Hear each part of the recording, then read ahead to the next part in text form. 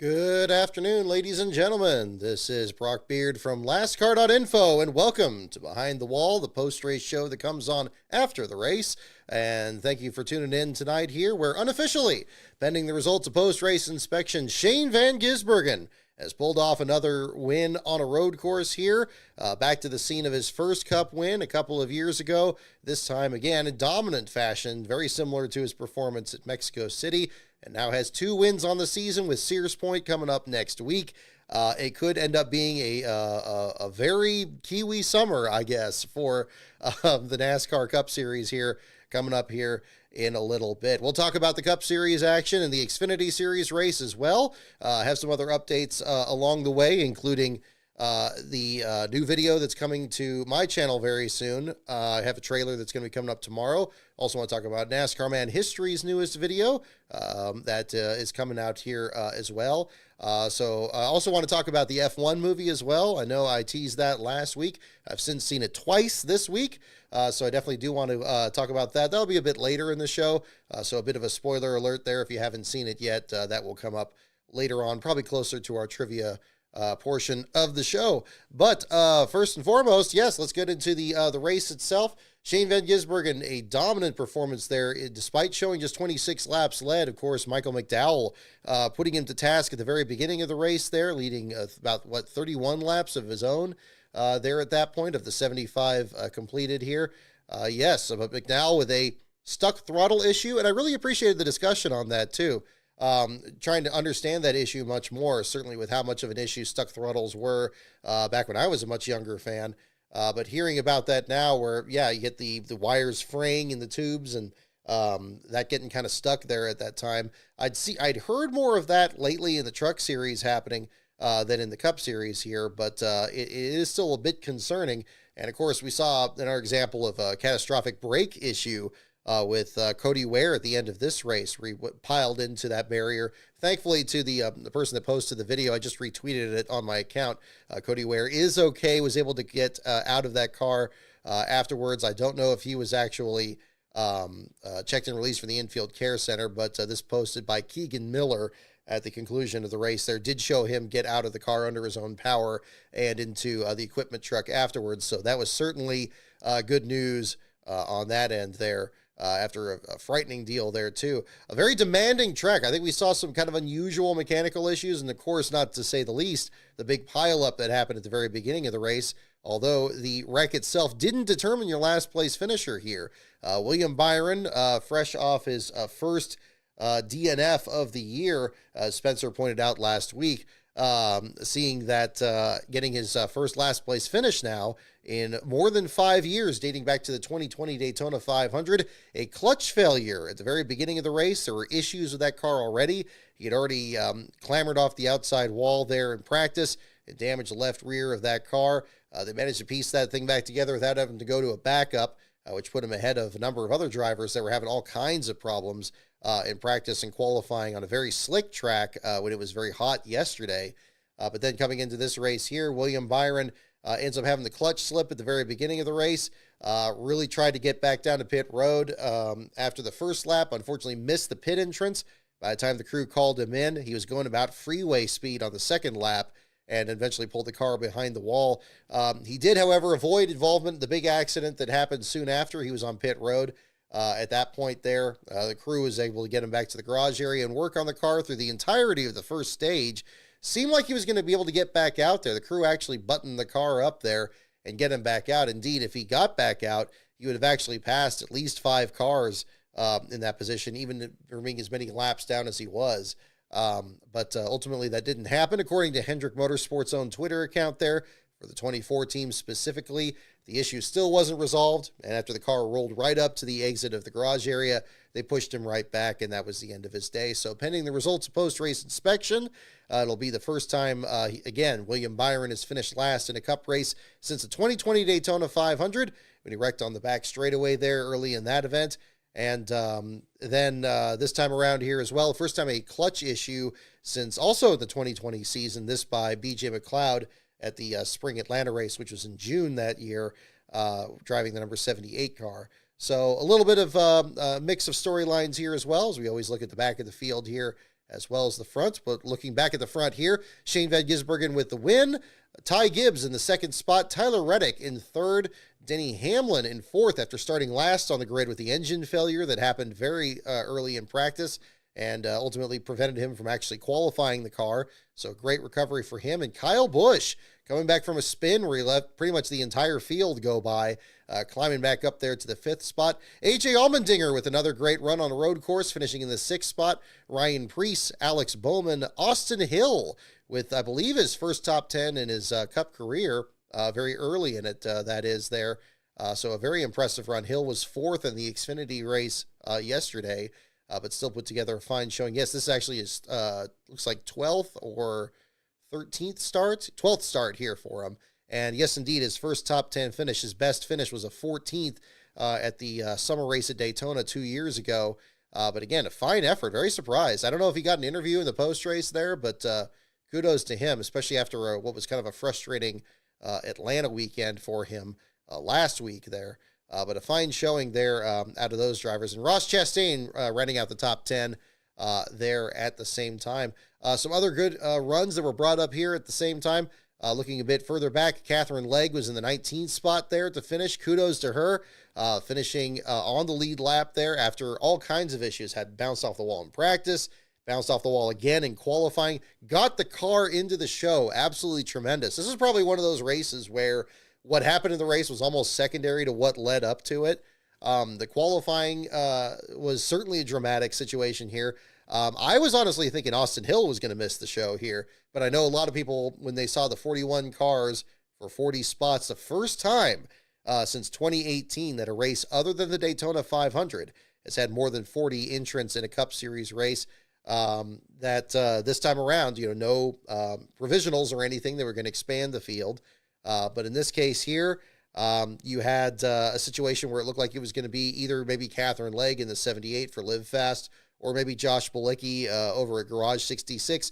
Not anything about those drivers. Both have tremendous road course experience, but perhaps the team just not quite able to get in there.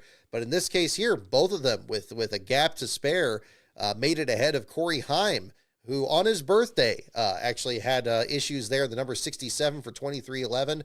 So all three cars did not quite, or four cars rather, did not quite make the cut this time around here. The 67 bounced off the wall and needed a couple more tenths to get up there to where Legg was. Couldn't quite get it done, but kudos to Heim for trying. Did not quite get in there, and so we'll look to whatever his next Cup attempt will be, and looking at doing some more Xfinity and Truck Series action for him coming up here later this year. But again, kudos to Catherine for the good finish there in 19th, and Josh Bilicki not far behind there in 21st. Again, a great recovery for him there as well. Again, this team, it seems like for whatever reason, like Bilicki really kind of clicks into gear here at this track. Of course, his own road course experience. And we've seen that team struggle here before, as they have with others in the past. But the Pure Kick brand coming back on board like they had last year in the 66 car, good to see them get a good performance out there. Where was the statistic? Somebody put this up here. Let me make sure I get this here. Yes, this was from Garage 66's own Twitter account there, saying the best road course finish in Cup history for Carl Long's team, Garage 66, a 21st place finish, the best ever next-gen finish for that team, and a personal best for Bilicki since 2022. So again, fine showing for him as well. These are the kind of stories I love to be able to cover here. I don't know if they got any TV coverage between Legg and Bilicki there in the post-race. We saw Mamba Smith doing the interview with Ty Dillon, but that seems all tied in with of course, that absurd bracket challenge that's going on here at the same time. But again, it's something that's bringing up small teams. I can't fault them too much there on that, but still, again, good to see these other teams being able to celebrate a good performance there. So kudos to the both of them. They endured this very well in a race that was very difficult to be able to do so. I think Legg's car in particular, they must have done a tremendous amount of repairs from practice and qualifying, and then she, did what she needed to do to get up there and get a good run. Didn't she spin in this race as well? I'm trying to remember. I'm looking at the results here. Stage 2, stage in this, 2 spin on track 51. Maybe I'm just remembering it differently there. I don't think so. But definitely correct me if I'm wrong. Maybe he brought out a spin, but not quite brought out a caution there. But regardless, again, tremendous effort for her and tremendous effort for Bilicki there at the same time. Cody Ware could well have been in that same mix. Indeed, when his wreck happened going into that corner, he was running in 18th, which would have been a fantastic run there for the Rick Ware racing effort.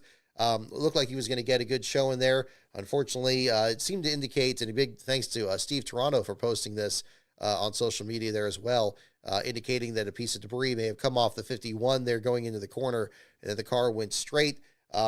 Heads up move by Ware, again, kind of brushing off the wall to try to scrub up some speed, but still a very big hit there. But again, as indicated earlier, he got out of the car okay. However, ends up not with the finish that they were kind of setting up to get there. Cody Ware shown in the 26th spot there with the wreck at the very end of the race. Yes, okay. Leg didn't spin. Okay, thank you. Trains on Tape and Sean Cedar, thank you for bringing that up there as well. So again, I think kudos to him for doing that. Now, I guess this brings up the other issue there that's stemming from this race, and that is the officiating. And kudos to Parker Kligerman for bringing this up. He, of course, of the one that got skunked by officiating last year at the Charlotte Roval, where you had Leland Honeyman with the big wreck there into the tires, and NASCAR not throwing the caution until just short of when Kligerman had reached the finish line. That ended up skunking Kligerman out of the win there at that point. Here, had an incident where, maybe they would have thought that Cody Ware was going to back out of that, but I'm surprised, given the fact that they had spotters and flagmen and stuff out in that corner, that they couldn't have told him, it's like, look, this was a really hard hit. This was a really difficult situation. They should have thrown that caution much earlier, not just for Cody Ware's safety, first and foremost, because, of course, again, the severity of that hit, maybe just from looking at it on camera, it didn't seem like it was any more serious than maybe what we saw to Noah Gragson in the inaugural, where it seemed like he kind of ran into one barrier or the other. But it seemed pretty clear from even the footage they were showing that car was not going to be backing up, and it was buried pretty far into it. I can't imagine they wouldn't have had more information on their hands, like the onboard cameras. And yeah, if they threw the caution at that point that they saw it, the caution would have come out before the leader reached the finish line, and we would have had an overtime finish. Now, again, I'm not as crazy about having overtime finishes just for the sake of it there. But if it's really safety first, as Steve Phelps told me during an interview back at Talladega a while back, then this should have been a slam dunk, because it was very clear that, you get to the end of this race, and even this, a green flag run of maybe only about 10 laps at the end. 10 laps of this track is pretty demanding, and we were already having so many mechanical issues. That probably should have been handled differently there. So I'm with Kligerman on that win there. Now, how many other factors were, at play here? McMurray was mentioning the possibility in the post-race interview of, again, Cody Ware backing up. I don't think there was enough indication of that. Very different from like Ricky Stenhouse's issue, where he wasn't stuck in the tires. He did have significant left front damage. Could have been a caution in that incident too. But Stenhouse was a very heads-up move, getting that car turned around when it was safe to do so, getting the car pulled behind the wall. That also showed that he was okay in that incident. That was handled much better. And again, I guess there's always going to be, ones you're going to agree with and ones you're not going to agree with, and the decision has to be made very quickly. But, even separate from the competition standpoint, this one should have been brought up much earlier. The Josh Berry one was brought up too. Berry was wrecked, and it looked like he was trying to get turned around, but for how hard that he hit the wall was actually moving the barrier, it looked like that car was really struggling to even kind of get positioned anywhere. It seemed like the caution didn't come out till he got to another part of the track at that point. I don't know what's going on over there. I would love to be able to talk with Elton Sawyer or some of the other officials here to kind of get their process. I sensed from when I talked with Steve Phelps, although very briefly, that, the competition side of it, like whether or not like, ooh, this is going to be an overtime finish, or if we throw the caution now, let's do that to make sure that happens. I don't know if that is a factor as much in the decision. I feel like, and again, I'd like to understand this better, when a wreck happens, they're just looking at the wreck itself and just evaluating that entirely, and they're not even paying attention to where the leaders are. And then whenever they come up with a decision, they're saying like, okay, well, no, it looks like this car is not moving, then they're going to throw the caution. Kind of like the Connor Zilic incident at Talladega, or any of these other ones. I thought in the past that maybe there was some factor in that. And maybe there is. Maybe there is somebody else that's watching the leader and say, hey, if we throw the caution now, it's going to be an overtime finish, and then, whatever will happen. But I don't think that that's a factor. And I don't know whether that's necessarily a bad thing. It's good, at least, that their focus is entirely on the accident itself and how much more serious it can be. Again, like Josh Berry's incident in Atlanta, where he spins out in the backstretch, seems like he's out of traffic, but when he starts hooking back into traffic, then they're going to throw the caution there. Something like that. That seems to be the way they're evaluating it here. Now, what I was thinking, now I don't know if this got discussed as much, was the approaching weather that was coming in. It was very clear that, the ceiling was coming down. And of course, we've had problems with rain in the last 2 runnings of this particular race. You saw Brad Perez posted a great picture showing how much the ceiling was coming down over the buildings that were outside the track. And maybe in just a couple of minutes. Well, actually, there was rain, because we saw that from the post-race show.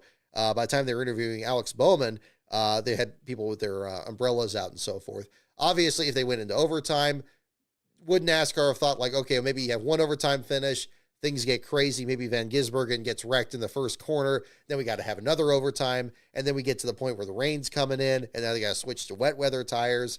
It perhaps would be, a bit inconsistent to decide it this way, but I think that probably was a bigger factor in why they waited so long on the Cody Ware caution. Although I hope that, I hope that maybe isn't the case, just because Cody's accident was as serious as it was, and despite the fact that he got out of the car okay.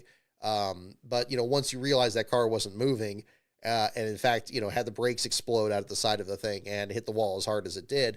I mean, once they had a replay, I would imagine that would have made them reevaluate it. Maybe that's why it came out. So again, I don't know if Elton Sawyer's getting interviewed about this or not. I think it does warrant some explanation there.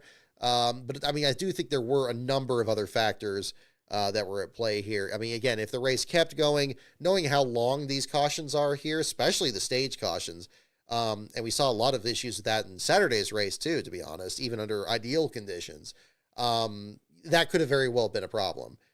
So again, I give NASCAR the benefit of the doubt on that. But as to the severity of the wreck, if it is to the point where when a wreck happens, they're 100% focused on the wreck, I think it's a little bit less excusable here, just because, again, it was very clear after just a few seconds that this wasn't like Stenhouse's situation. He wasn't moving anywhere. So I think that's another place to look at that at the same direction there too. But I can see where people are frustrated, because I get that. We're almost back to where we were back in February, where you had all these finishes that were spoiled by cautions coming out here versus there, and so forth. And it's interesting to see how that plays out. I don't know how different that's going to be. Road course officiating has always been a problem for NASCAR, whether it's been just not doing local cautions or doing local cautions, and then the drivers still racing each other, like Robbie Gordon and Kevin Harvick did back in 2003. Or if you have a track that's very big, like Road America, and you have, what could be just a local caution, car just gets pulled out of the gravel trap or something like that and is out of the way and not in the racing groove. Does that really warrant like a 3 or 4 lap caution on a massive track like that? No, I think that local cautions at the road courses is something that NASCAR is long overdue at looking at. I think it's something that confuses a lot of the international drivers that compete in this series. I don't know what the best solution is to that, because cautions themselves have so many other things that tangle up there, whether it's freezing the field and the lucky dog and the wave around and the choose cone and everything else in between there. I don't know how much of that would be disrupted by it, but it's something that certainly should be just at least looked at to prevent, a lot of this. Because again, we've had a streak of races leading up to this one here that have had long green flag runs to the end, including Mexico City, which again may not have had the most dramatic finish, but it was allowed to play out naturally. And I think that leads to better racing, or being able to enjoy more of what's happening. Obviously in this one here, you have a wreck with 2 laps to go. it should be conceivable that, that caution is going to be coming out regardless. So that's another place to look at it. Again, looking at the results here, we talked about William Byron being your last place finisher. Didn't really talk a lot about the big accident there. Carson Hocevar, with probably one of the biggest hits of the weekend there, clipped the wall going into that treacherous portion there between turns 11 and 12. That short chute there, we saw a big stack up there with William Byron there a couple of years ago, and we had it here again. 77 pinballs off those walls. He's got such damage to the left front, he can't get out of the way. Blocks the way for Austin Dillon. A big stack up behind him. Had about 5 or 6 other drivers in there, and pretty much all of them that were involved in that wreck were eliminated from the race. Todd Gilliland's team, who seemed like he actually had some of the most severe damage, getting hit in the back of the car, actually was still getting repairs until about 10 or 15 laps into the race before he was actually declared out of the event and prevented, and again, could have been a situation where William Byron gained some spots to at least get into a realm where maybe he gets 2 points instead of 1 by climbing out of the bottom 5, but ultimately that wasn't the situation for him. And you get Will Brown, Todd Gilliland, Brad Keselowski, and Austin Dillon completing the bottom 5 with Carson Hocevar just on the other side of it there in the 35th spot there. But again, kind of an early switch around there. Again, sometimes races you're going to have last place battles at the very beginning, and other times it goes all the way to the distance. This was definitely another early situation there. First time a driver has only completed 1 lap of a Cup race since Ty Gibbs at the Phoenix race last year for the championship race. He had a flat tire in that event. Ended up out of the race very quickly there too. So had a little bit that was going on there too. Yeah, there we go. See Jeff Gluck pointing this out here too from Bowes Jr. I see your tweet or your message here on this. Yeah, if they had known the wear impact severity, would have thrown the yellow earlier. Yeah, there we go. That's very fair to say there at the same time. So again, it's hard to tell in the moment, and I guess you can really track down how many seconds it actually took between the moment they saw the wreck versus the moment the caution came out. But yeah, I think that's another thing they can look at.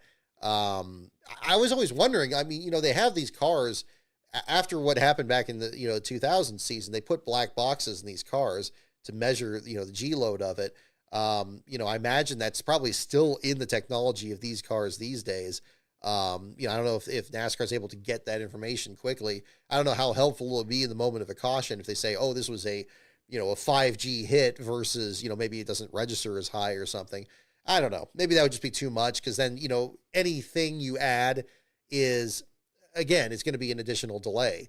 Kind of like I mentioned in my last lap caution video, we're not talking about a 1 or a 0. It's not throwing the caution or not throwing the caution. It's an entire spectrum of it.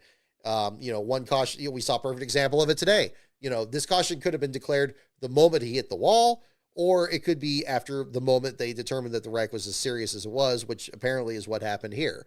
And that could, because the race is still going between those two gaps, it could be perceived as, oh, they didn't throw the caution, or, oh, they did throw the caution. And that's where there is going to be some ambiguity. There is always going to be that. But doesn't mean that, that the decision can't be criticized a bit and the process can't be streamlined a little bit. So we'll see if that ends up being something that comes about from this here. As to the TV broadcast itself, I have to get into this here too. Pretty unimpressed by it here, especially for an event. And again, I was getting some interesting comments on this just after posting. This is a major event for NASCAR. This is one that they were very proud to add to the schedule. Yeah, it's the 3rd time out there, but I think that, what they've done to keep this event going, and who knows how much further it's going to be going. Obviously, there's a lot of discussions about Chicagoland, or if both events could be run at the same time or not. There's some really cool elements to this race here, where I like that they're not taking the Formula One approach and blocking all the views so people that are walking by the track can't see what's happening. It's the best advertisement for the sport to have all those barriers set up, and they're right near shaded areas. You got like trees and stuff out there, and people come out on the 4th of July weekend and can kind of sit there and watch the race. And maybe they buy a ticket, or maybe they'll check it out next year if they do run it. They had a couple days ago, they had a dinner on the start finish line for, I guess, VIPs or whoever else was at the track there, and had that with the backdrop of the skyscrapers and stuff in the background. Visually, it just seems like a really cool event. It's just unfortunate the weather has been the biggest problem. It's the one element they really can't do anything about. But my point in bringing this up is that this event should feel big. It should feel bigger than maybe some of the other races on the schedule. I still think that the minimum threshold for that should still be pretty high. If it's going to be, a race at Pocono and it comes down to fuel mileage, they should have you on the edge of your seat, watching the broadcast here. And it should be even more so if everybody's trying to win this race and they know that Shane Van Gisbergen is coming into it with the best car and the best resume, and he's definitely going to be hard to beat. And then just really emphasize everybody's attempt to try to get up there and contend with him there. I just didn't get that sense here. I still feel like the one thing that was a big problem was how much they were shoehorning in all the stuff about the bracket and all the stuff about the playoffs. They just wouldn't let that go. I was kind of beside myself at the end of it there, watching the post-race show before coming on here tonight. You actually had Steve Letarte, of all people, come on to the broadcast there and saying, like, hey, this is a race win. It's like, it's really important. This is a big race to win, and this, we should be celebrating the fact that, Shane Van Gisbergen, won this race. Forget about we're not talking about the playoffs. It's like, I thought he was reading he's watching my show here. It's like, come on. I know that's not happening, but, it's like, come on. Yeah, exactly. It's like, why can't we just celebrate a race win for what it is? I've already hammered on that enough times here in the past, but it was interesting to hear at the same time because, like, yeah, that's what it would have been nice if that awareness was somewhere earlier in the broadcast than the post race to at least, talk about, yeah, this is an important race to win. It's a significant one. There's a lot of logistics that have to work out to even put this race on. It should be celebrated for what it was. And yeah, I get it. When you have a new event, and it's been a few years. It's not as fresh and new and exciting as it was before, but it should become more prestigious. I can't help but think back to the Brickyard 400 in the first few years that it competed. Even after the inaugural event, which was as big as it was ever going to be, it was still a major event. Drivers and teams would run special paint schemes. You'd have guys, competing at Indianapolis Raceway Park during the week that were trying to aspire to run on the big track one day. They do a lot of sponsor announcements at that event.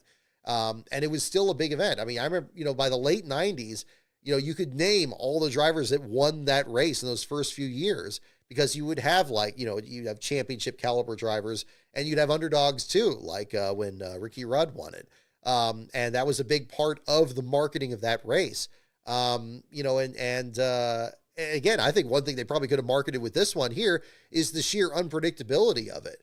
In spite of Shane Van Gisbergen's dominance, the first two races had the results completely flipped upside down. You recall Alex Bowman was the last place finisher of the inaugural, came back and won the race the next year where Van Gisbergen was in last place. We didn't quite have that same situation here this time around here. We got Van Gisbergen. Actually we did. We had Van Gisbergen go from worst to first again. I think you can bring it up that way. But again, I think that even when you have a driver that's this dominant and even it did seem like the tone shifted when McDowell had his issues, again, you still got to next man up. Is it going to be Ty Gibbs? Is it going to be Tyler Reddick or anybody else up there? There were a lot of cars, for example, when they had one of the early restarts, you saw a lot of cars out there with nose damage that they never really explained where that came from. And again, this kind of leans more towards the production side of it. But again, they got to really be able to see what's happening. And I guess actually, well, here's the other issue kind of as to, seeing what's happening. I'd completely forgotten until they were playing highlights of the old races that they didn't have Mike Bagley out there. They didn't do the thing where they put the members of the group out on the course. It seemed like they were just all in the booth.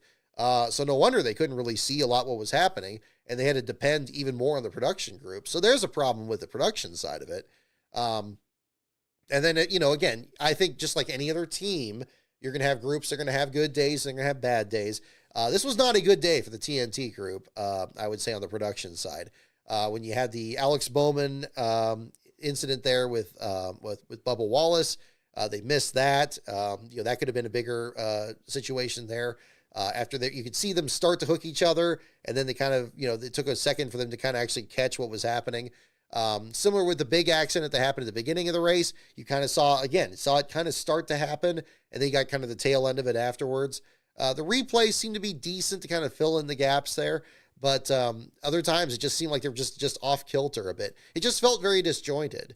And I know this is a very, very challenging event to cover. I think every road course is, but it's not like there haven't been, again, the previous 2 races here where they couldn't fine tune the way that they were approaching it there at the same time. So that was another way to look at it. I think if they had a radio style broadcast, that probably would have fixed a lot of those problems. I think Junior, it seems like he's very comfortable with that. But again, it's the same problems that we've always had with TNT and with any Adam Alexander led group. It was just way too laid back, just too much laughing and goofing around and not describing the sport for what it is and what's happening. It was just all this other stuff around the event and not enough in it. And I know that Van Gisbergen was dominating it. But again, I think that could have been handled a bit better. So it's too bad. It's too bad. And also the number of mechanical issues, whether it was the clutch issue that William Byron had, or the stuck throttle that Michael McDowell had, or the brake failure that Cody Ware had. I know that was at the end of the race, so maybe there wouldn't have been a chance for this. I would have loved to have a more technical element of it. That seems completely absent from these TNT broadcasts, and I don't know why that is, because substantially there's not that many different parts at work here. It's still NASCAR producing this. You still have the same, pretty much the same booth from the Amazon Prime deal. A lot of the same parts there. You got Larry McReynolds on the simulcast. I didn't listen to his version of it there. I listened to a little bit of it before the start of the race, but not really when these incidents happened. But I would have loved to have them kind of cut in. And again, where's the cutaway car? Where's the graphics that we saw on NBC where they would show what would happen with a brake failure or something like that? There was some real opportunities here to bring that up, because again, these road courses, and especially this street course, are very mechanically demanding, and trying to understand where exactly where it went wrong and why it was taking so long for both Byron and McDowell's teams to make their repairs. I would have loved to see that, but unfortunately we just didn't get that, and I don't know why that's the case. So long story short, I'm just happy to be covering the race next week at Sears Point there at the home track, and hope to get that information to you. So if I see it happen, hopefully I can get that information to you, and you can enjoy that as well. From the Speedway there all 3 days. So very excited about that. We'll do the entry list storylines article coming up there too, but that'll be it. Yes. So let's see. Didn't really talk about Will Brown. This was a rough weekend for drivers that were trying to kind of follow the Shane Van Gisbergen pattern and come back out there and run some laps there from the supercars circuit. We saw the issue with Jack Perkins in Saturday's race, and we saw with Will Brown today, both of them very much at the bottom end of the field there. We didn't really get to see Will be able to do much of anything out there today because he only made 2 laps before that big accident. Hopefully we'll see him. I don't know if he's going to be running this next week at Sears Point or not. I was anticipating that hopefully there would be, because, this is going to be the interesting thing for when they come out here. Is I was going to be curious, like how many of these teams are going to have like really battered cars that they're trying to piece back together versus running just their backup cars in general before they come out. Because again, Sears Point is demanding in another sense with the elevation changes, how quickly the rear tires burn off. We still have a pretty new surface from the new surface that got introduced last year. Brake wear is a big issue. I think, and then on top of that, we heard about Shane Van Gisbergen talking about the heat, especially in the Saturday race. That is absolutely going to be an issue out here. I mean, we'll see what the weather changes or anything, but having this race be basically a month later than it usually is, I was talking about this on last week's show, it's going to be, I think, very slick and very treacherous out there for these guys. And some of them are going to be starting from a very difficult position because they've used a lot of equipment up here from this race too. So we'll see if that turns out to be the case. Let's see. Yeah, I mentioned McDowell and his struggles there too. Hocevar had a good qualifying run before his wreck. John Hunter Nemechek with another great run, 15th place finish there, still being very consistent. Just, one excellent run away from kind of getting back into shouting distance of the playoffs there. Zane Smith, again, after his great run at Atlanta last week, 14th place run for him. Got 8th in stage 1. Kudos to him on that too. Riley Herbst got significant nose damage in that big wreck, came back and finished in the 17th spot. So kudos to him. Right ahead of Chris Buescher with the engine issue at the beginning. There were a lot of drivers that came back from mechanical issues or setbacks in there. And that's another thing. I mean, there were a couple of those brought up. I like that they brought up Denny Hamlin in the last place with the engine issue. That absolutely needed to be brought up. But there were many other examples here at the same time. So hopefully that's something that gets hammered on more down the stretch. Let's see here. We can get into the Xfinity Series race. Hang on, I'm going to get something to drink here in just a moment, and then we'll get into Xfinity. So hang on here, folks.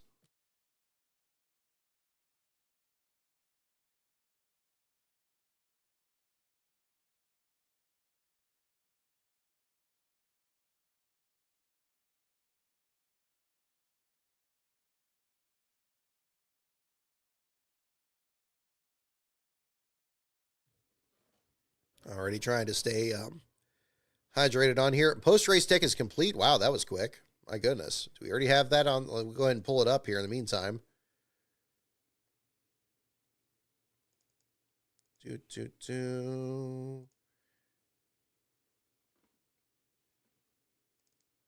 Bowser Jr. XD. Yeah, thank you for your last place stats here.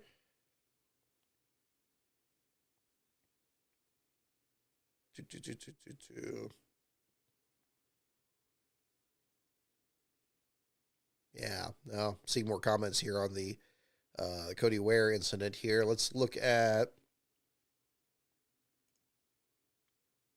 this.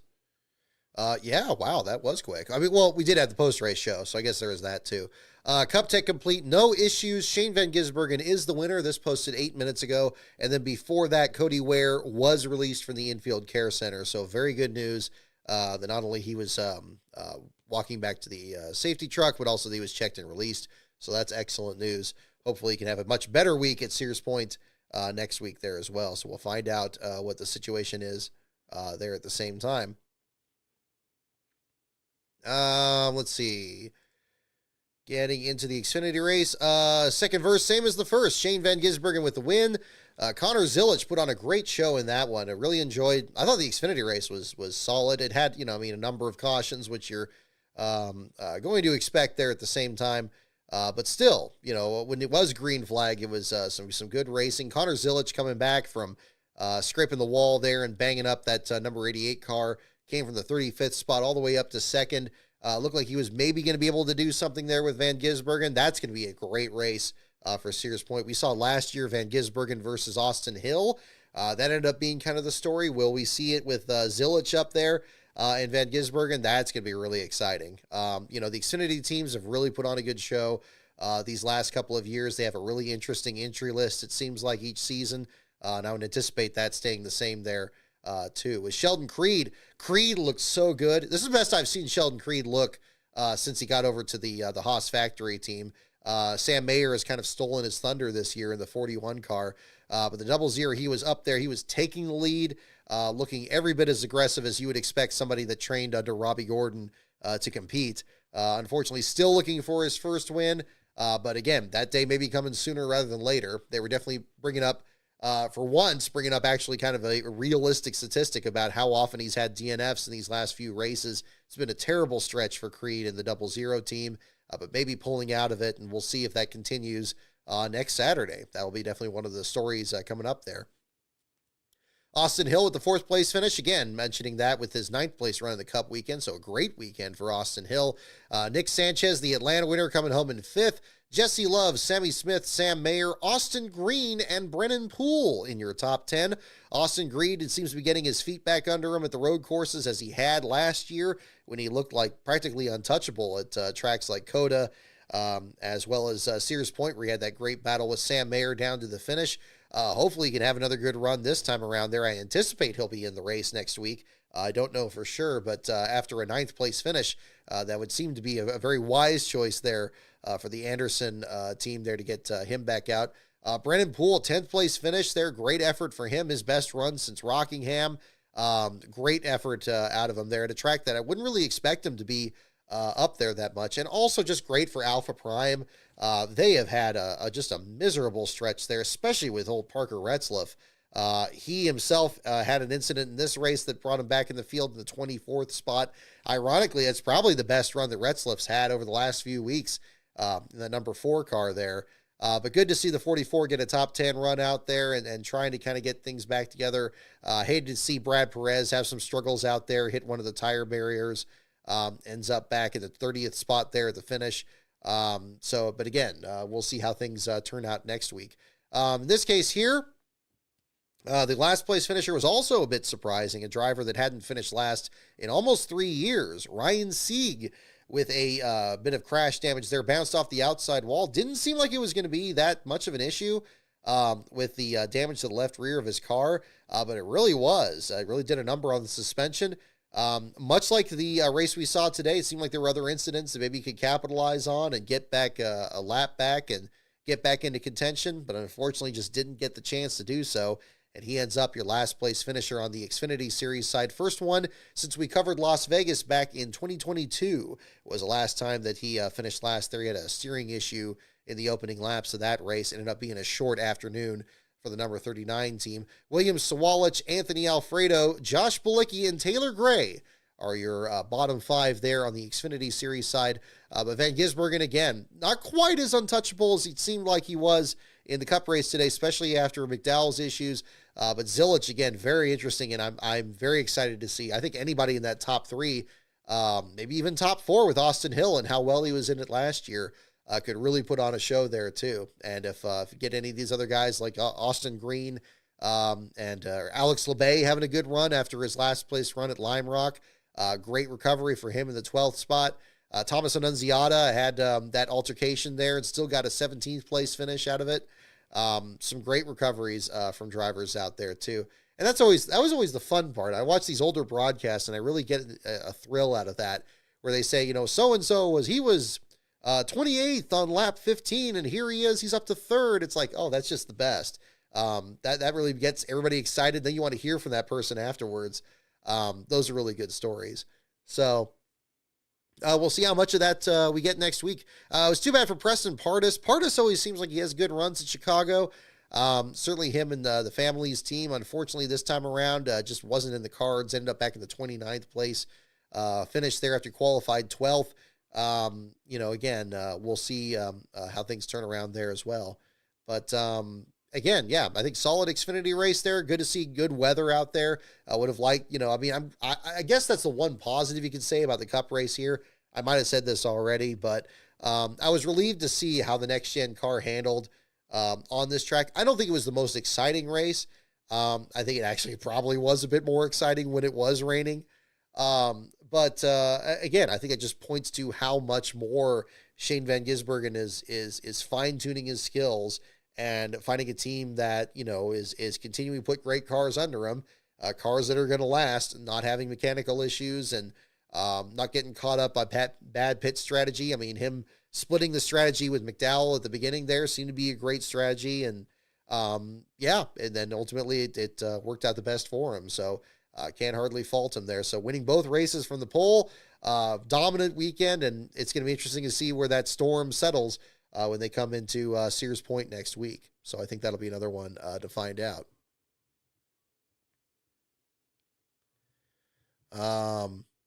Oh yes, Marcus. Yeah, mentioning McMurray, mentioning Hamlin looking dehydrated there afterwards. Yeah, the heat seemed like it was a big issue. I know I emphasized it more for Saturday, but you're right. McMurray was very astute to bring that up about these drivers just really just hanging on. You've heard about cool suits failing, some drivers and teams not having cool suits. I'll tell you what. I mean, again, I don't know what the climate is like in Chicago versus the Bay Area here, but it gets very, very warm out here in the summer. And I know I'm saying that a lot, but I mean, I'm saying it partially to remind myself to stay hydrated this week. But I would say that for everybody coming up there, and hopefully I'm wrong. Hopefully it's unseasonably a little bit cooler out there. Maybe that's the case, but I'm not holding my breath. In July out here, it gets very warm. And I know that sounds like you could probably say it about most regions, but it's certainly the case out here. There's always that joke where they say like the coldest place I've ever been was going to San Francisco in the summer. But Sears Point's pretty far from San Francisco. That area, that part of the state is still can get pretty dry. So that's another element of that at the same time. That's mostly what I have on the Xfinity Series race here as well. So we already have the call on the inspection, so it is going to be an article on William Byron for the article tonight, so we'll have that at the same time. Oh, this is a good comment here. Seeing this from Rugman52 on Twitter, it felt like I was watching highlights of SportsCenter. Not a fan of it at all. Very good point. Is this referring to the broadcast? Yes, on that. Yeah, it did. It felt like kind of like, yeah, it had already almost happened or something. Again, it was very disjointed. I don't want to keep piling. Well, no, I do want to keep piling onto it because it needs to be better. There's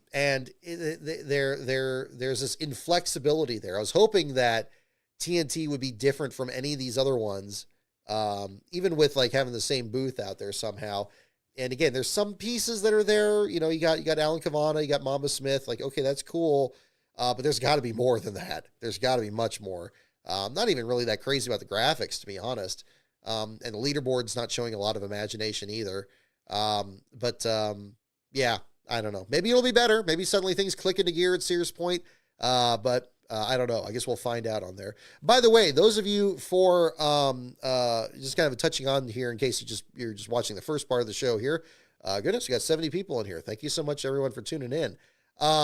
I am planning on trying to do a show next Sunday after the Cup race. We're going to be staying at the local KOA nearby the racetrack there, so I'll be streaming from there, kind of similar to what I did in the hotel show at Rockingham. They do have Wi-Fi there. I don't know if it's going to have the bandwidth to do this, but I am going to attempt to do that that Sunday night. So if you're tuning into the shows here, that's what we'll try.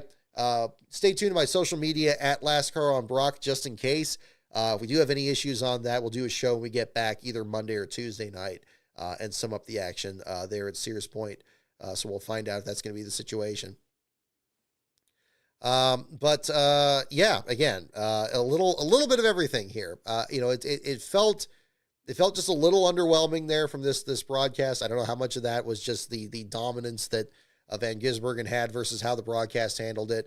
But I do think that it's a bit more leading the broadcast side, especially when we're dealing with what's going on with the brackets and with the playoffs coming up here, because those are definitely things they want to hammer home each week. But as much as I don't think they need to, but then there you go. So we'll find out. Let's see here. Yeah, Ryan Vargas chiming in here saying Cody Ware's accident, one of the hardest hits I've ever seen live. Oh my goodness. Yeah. Not to make too much about it, but I mean, again, there's something to be said for making sure to learn from things like that there too. So we'll see. This other statistic brought up here from motorsport.com. Catherine Legg, the first woman to record a top 20 finish in the Cup Series since Danica Patrick in November of 2017. So yeah, so again, kudos to Catherine Legg. She's had quite the eventful year this year between her Cup debut and getting back into the Xfinity Series. But again, kudos to her on that. And also to the Live Fast Motorsports team, given again that this is a race that doesn't seem to really help the open teams any more than any others. However, things can get unpredictable. And if you can survive in advance, keep the nose clean on the car and get out there and have a good finish, yeah, kudos to her. So again, great storyline for both these teams, especially hers and Balicki's there at Garage 66 for getting back in the show and being able to make the most of their starting spots, and that's definitely tremendous. So kudos to them on that. Seeing some other videos post up here. It looked like initially there wasn't going to be anything between Alex Bowman and Bubba Wallace. Looks like there's now been a confrontation there a bit on pit road. It looks like it didn't really come to anything beyond that, but again, you got drivers that are upset with each other, and that's always going to be a little piece of it there too. Uh, bu- bu- bu- bu. Yeah, Will Brown upset about the wreck there. Gutted, he says here on his Twitter page here. But if you don't try, you don't know. Tough end to our time out here in America after getting caught in someone else's crash. Thank you to all my sponsors, especially Shaw Partners and Mobile X, and my supporters for the support. On to Townsville. So getting back overseas there to the Supercar Series for Will. Hopefully, I was hoping he'd be running Sears Point. Looks like that's not the case, at least from this post here. Unless he's doing the Townsville race and then coming back out here. That's logging quite a few frequent flyer miles, I think, if that were the case there, too. Yeah. Okay. I do want to get into a couple of other subjects here at the same time. Okay, this will be a good transition. So there were a lot of comments there on social media these past few days about where this race, what's the future of this race. And as I mentioned earlier in here, it does seem like there is some ambiguity about this possibly being the last Cup race at the Chicago Street Course, and people can maybe feel differently about that one way or the other. There were a lot of complaints earlier in this week about, we should be going to Daytona. We should be having the July 4th race at Daytona. Firecracker 400, of course, is a long history in the sport, and has had some historic races. At the same time, I can think of a lot of those races where there were rain delays and postponements or races cut short by rain. Those are always kind of a big issue. I think that, it seems silly to criticize that after the Chicago street race has been plagued by rain all 3 of its years in that time there too. Again, I'm of two minds about it. I think that if you have to have the playoffs, I kind of like where the Daytona race is now, where it's the 400 miler right before the playoffs, knowing that even if you get into the playoffs at the last second by winning Daytona, you're not really going to be expected to actually win the championship. Really by that point of the year, you still have about 3 or 4 drivers that have kind of distinguished themselves as championship contenders. And that's why I think this whole playoff exercise is just kind of unnecessary, is that it creates this illusion that every year is going to be Tony Stewart going from the bottom of the grid to the top. And that's just not going to be the case. That's just not the way the system's set up. I could try to force that, but that's one way or the other. I'm not as crazy about that. As much as, the 4th of July race at Daytona had some great memories, especially when it was early in the day. I think probably some of those moments kind of get overlooked. We got a taste of that when you had that one postponed race that ended up starting early the next day, knowing how hot it was going to be. And then even that race getting cut short by rain, this being Almirola's Cup win for the 43 car there. I guess that was 2014, I want to say. Trying not to look it up here. I guess 14, maybe not 15. I'm as much as I, really get big on like tradition and bringing up the way things, used to be on that. I'm not as hung up on that. I kind of liked when they did Road America. I touched on that track a little bit earlier in the show here. I do think if they bring it back, they need to get the local cautions thing figured out big time, because that track certainly, I think, gets hurt much more by that. And I think also it was also affected by not having a great broadcast, kind of like we saw it of Lime Rock last week.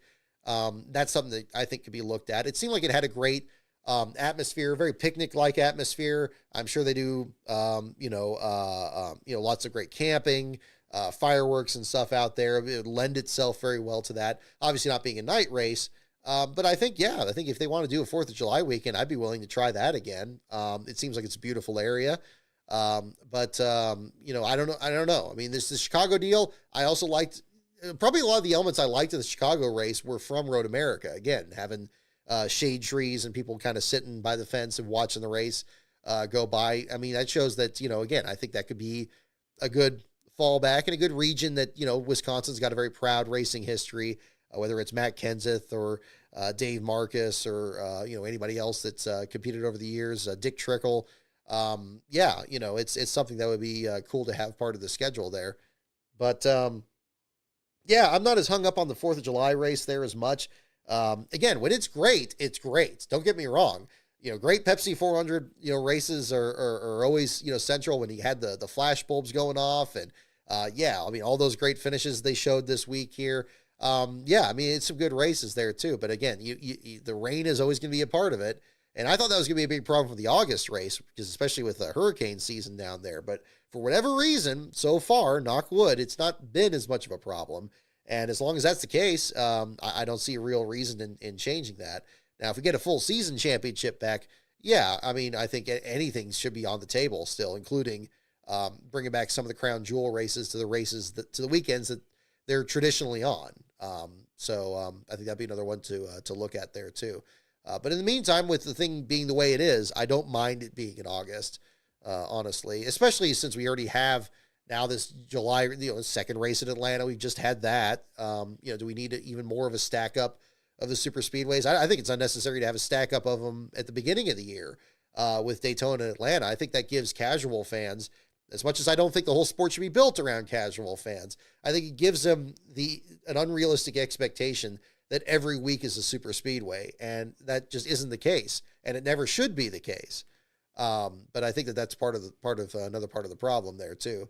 As much as I liked the end of the Atlanta race last week, I still maintain that the All-Star race is probably a better venue for that. We did see Carson Hocevar visiting Chicagoland this week, posted videos showing that the track actually is a bit overgrown, which is a bit surprising there, given the fact that it seems like it hasn't been off the circuit that much. I don't know how much maintenance has been going on over there or what's been missing. We've seen similar shots of the Kentucky track in the years since then. Obviously, the way the next-gen cars raced at the 1.5 miles has made people kind of look at those tracks with fresh eyes. Kansas, for example, has put on just tremendous races with this car here. Again, I don't know. I mean, I think that if you're looking for, something that would be a good, summer race or anything, it's a tricky balance. I'm not as hung up on that either. I mean, do we need to have Chicagoland back on the schedule? I could take it or leave it, honestly, at this point. It did put on some good races. I'd be interested to see what the next gen car can do there. And maybe the first time out, it would just show that it's like perfect, maybe even better than a place like Kansas has been. I don't know if that's the case. It's probably worth trying. But I don't think it's a complete deal breaker if they don't go back out there. I've never been. I'm open to trying it sometime. I've heard the Joliet area is very nice. But I don't know. It's not my big thing on that. And that might surprise people, because I know I get a lot of, comments like, oh, you're just being so negative on this. You're talking so much about the way the sport used to be. I didn't really take the bait on these here. And that was on purpose. I just don't. I'm not as hung up on that as much right now. So I think there's bigger fish to fry. Let's get the full season championship back. Let's get Wilkesboro, its points paying race back. Let's move the All-Star race to Atlanta. I'd be much more passionate about those elements there. So we'll see if that ends up being the case one way or the other. And let's get some good broadcast groups. Oh my goodness. We need to really, really kind of get that figured out. One thing that NASCAR is doing that I'm very excited about, and I'm glad that they're continuing to do, NASCAR Classics has continued to be outstanding. We talked last week about them bringing the 2004 Coke 400. I guess it was still Pepsi 400 back then, at Daytona. Talk about a night race there that there hasn't been that much footage of, and putting that on the Classics page, fantastic. And now this week, they actually found some of the missing races that were featured in NASCAR Man History's video a while back, of some of the missing ones, including the race in Nazareth, where Rusty Wallace raced out there, including Jimmy Hensley's win at Martinsville in 1999, the same weekend John Andretti won for Petty. So you get to see both races now that the Petties actually won that weekend, and which was just a massive weekend there. So such a thrill. April of 99. Never going to forget it there. That was just a big thrill. One of the other things you'll notice if you watch that truck race, one that pops up there is a 10-10-345 truck that Rich Bickle drove in that race. Same thing as the Tyler Jett entry in the Pontiac, and that paint scheme that Tommy Joe Martins did a throwback to a few years ago. There was actually a truck version of it that I believe only ran in that race, and it does show up in the footage there. So that's a fun little Easter egg if you haven't watched that too.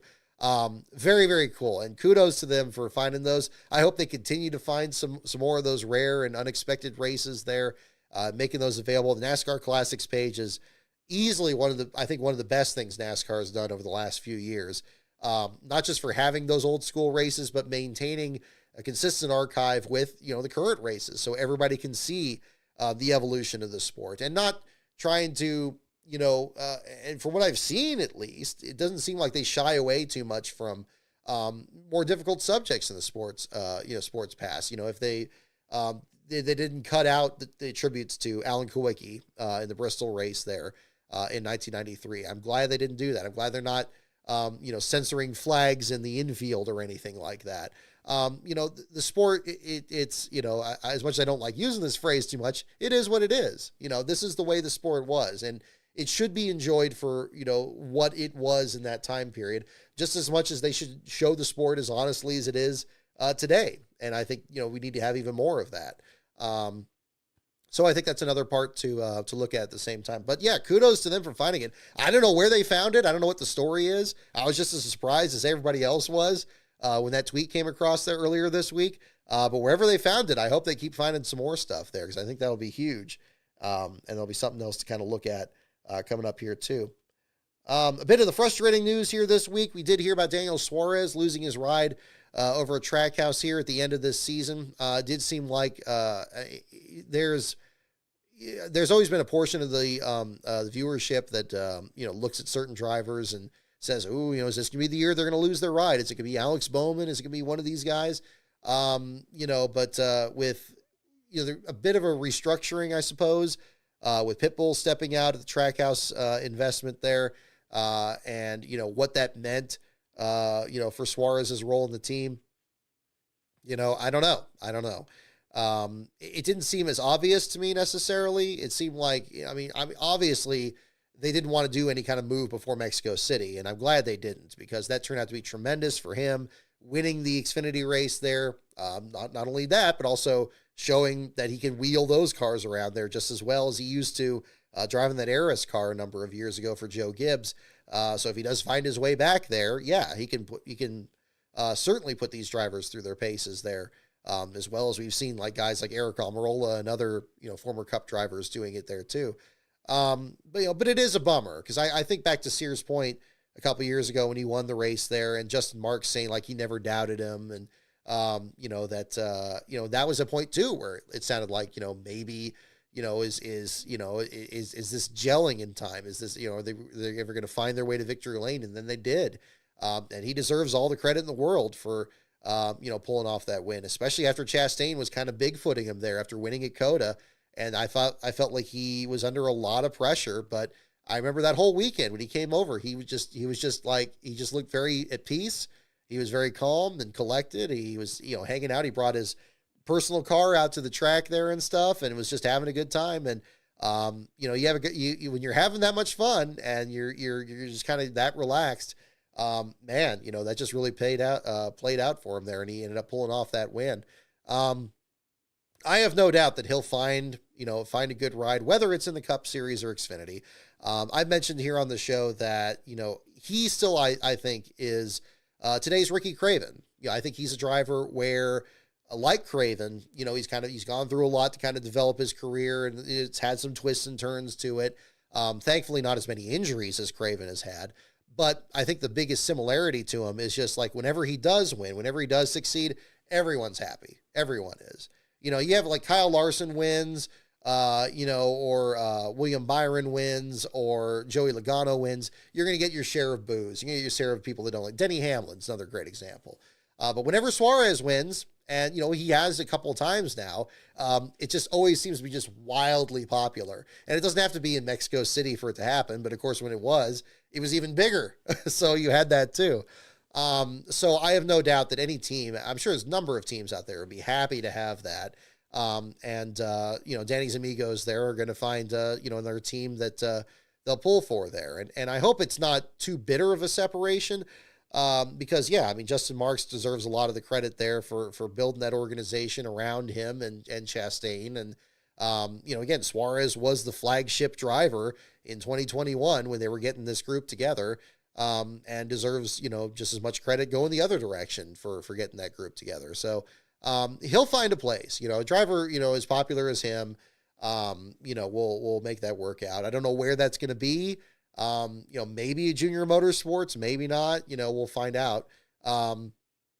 But, again, this is also, I think, not really a measure of any failing on Suarez's side, but just how strong the development group is. I mean, you got Connor Zilic up there that's now won a couple of races. Obviously he's in the pipeline, and he's going to be very, very good in the Cup Series. Corey Heim, despite the issue he had this weekend in qualifying, it's the exception, not the rule. Heim is going to be excellent in the Cup Series. We've already seen him get a top 15 in that 2311 entry. And that's just two examples there. There's plenty others that could find their way up there. And then I think the other interesting part of this too is, what does this mean about maybe Junior Motorsports exploring options getting into the Cup Series? What charters are going to be available?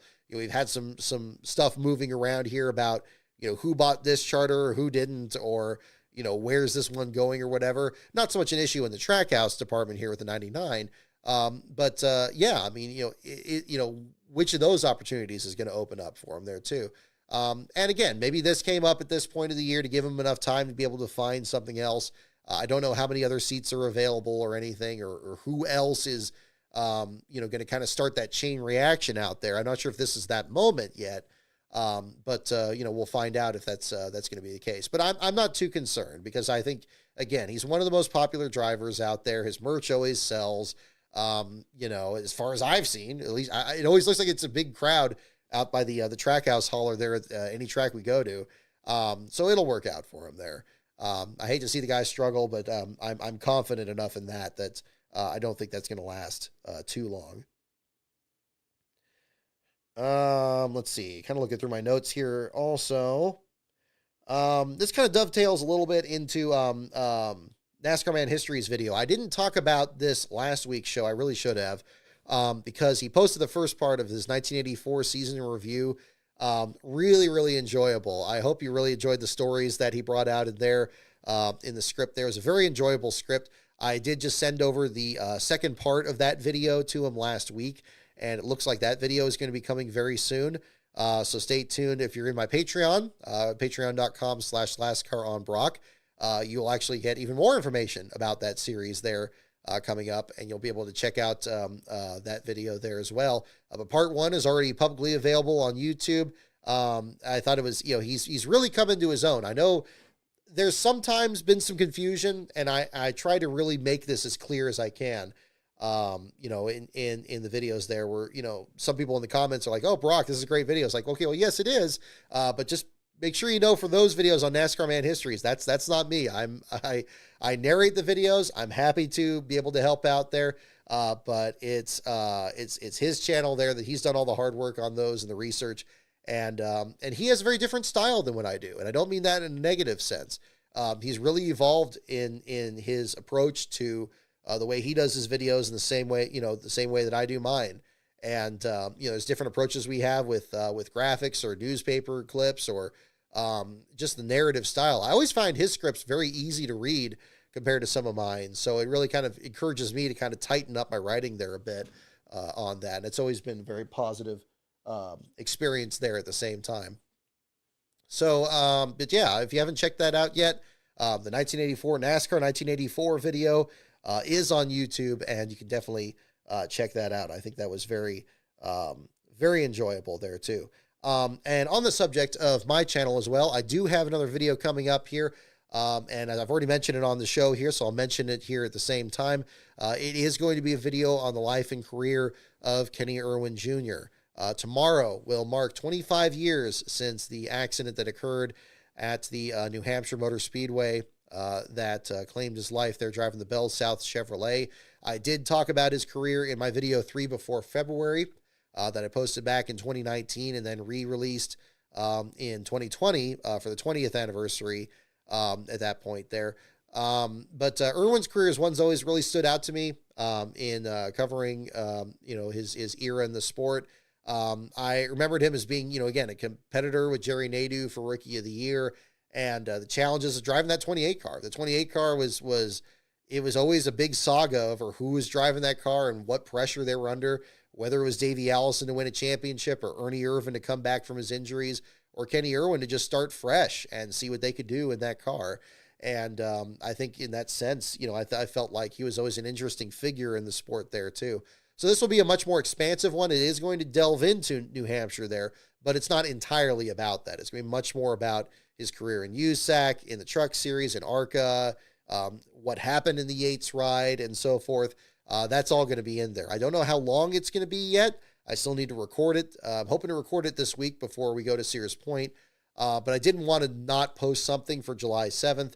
So there is going to be a trailer there. The trailer is already in the Patreon right now. If you're in the $5 and up levels, you can see that trailer right now, or you can watch it after the stream here tonight, and that's patreon.com/lastcaronbrock. You can check that out. And I'm setting the release date for the Irwin video for Kenny's birthday, which is August 5th. So I'm pretty confident that that should be ready by that point. And so I'm setting that release date coming up there. So you won't have to wait too much longer. I know it's been a little bit of a stretch since the Cartoon Network videos there.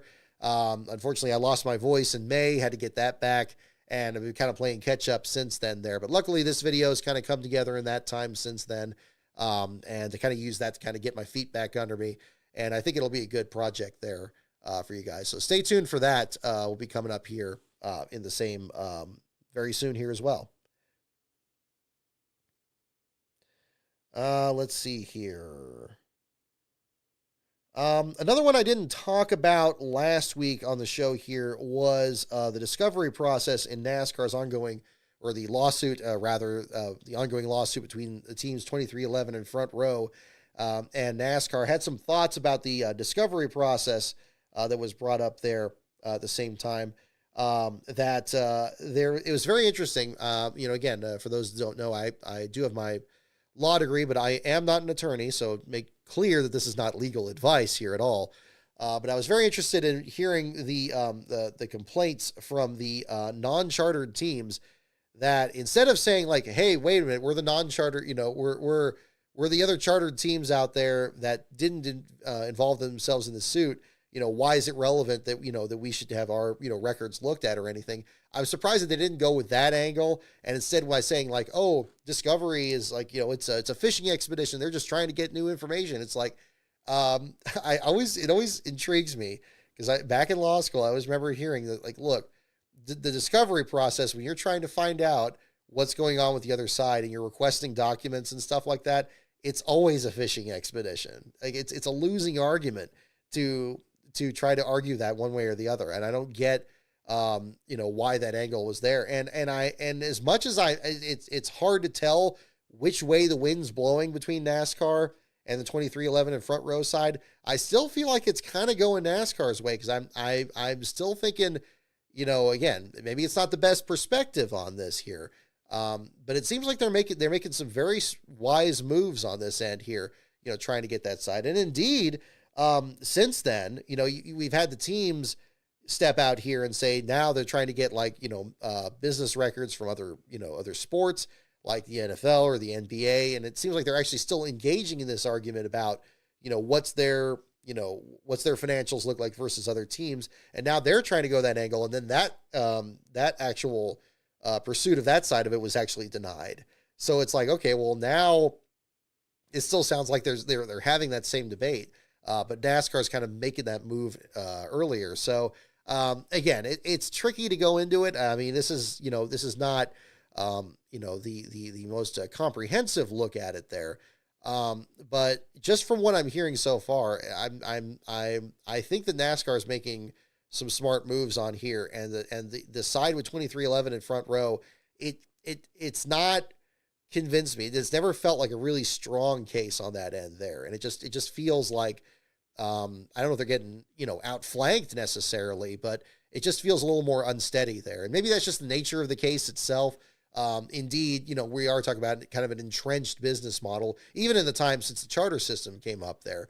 But NASCAR, again, one of the other things I was impressed with NASCAR on this side is that, look, we don't really care about the charter system. That's something the teams wanted. NASCAR didn't really want it. It's like, yeah, that's kind of true. So like, but what does that mean? Where are we going with it? I'm not sure, but I just think that the direction the NASCAR's, whenever NASCAR makes a move on it, it sounds more, it sounds, less of a stretch than it sounds like what, whatever the teams are trying to do here too. But again, we all are trying to figure this out from outside the courthouse and outside the realm of all this. And it could go a completely different direction, but, I still feel like it's going NASCAR's direction so far from what I'm seeing. And that's just the way it looks like. And again, whether it goes to trial or whether this gets settled, that could turn things on its head either. But we'll find out if that's going to be the case.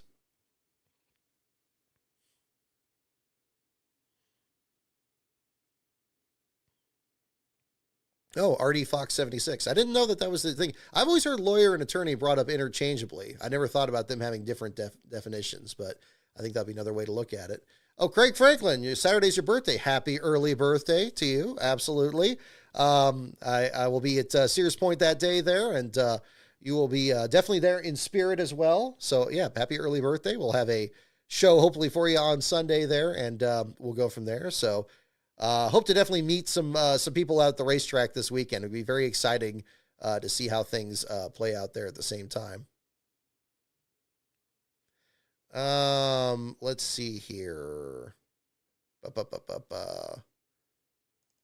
Oh, I do want to get into talking about the F1 movie here too pretty soon. Maybe we'll tell you what, I'm going to take a break here for just a moment.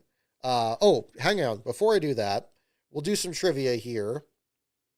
I'll have you guys pick which category you'd like, and then I'll do a break for just a moment. And when we get back, I'll talk about the Formula One movie, and we'll do some trivia, and we'll wrap up the show here. I know I got some super chats to catch up on here, so thank you so much for the super chats on that. I definitely want to make sure to get your guys read on that, so I'll do that also after the break. But before again, the categories are NASCAR, pits, teams, tracks, drivers, and the wild card.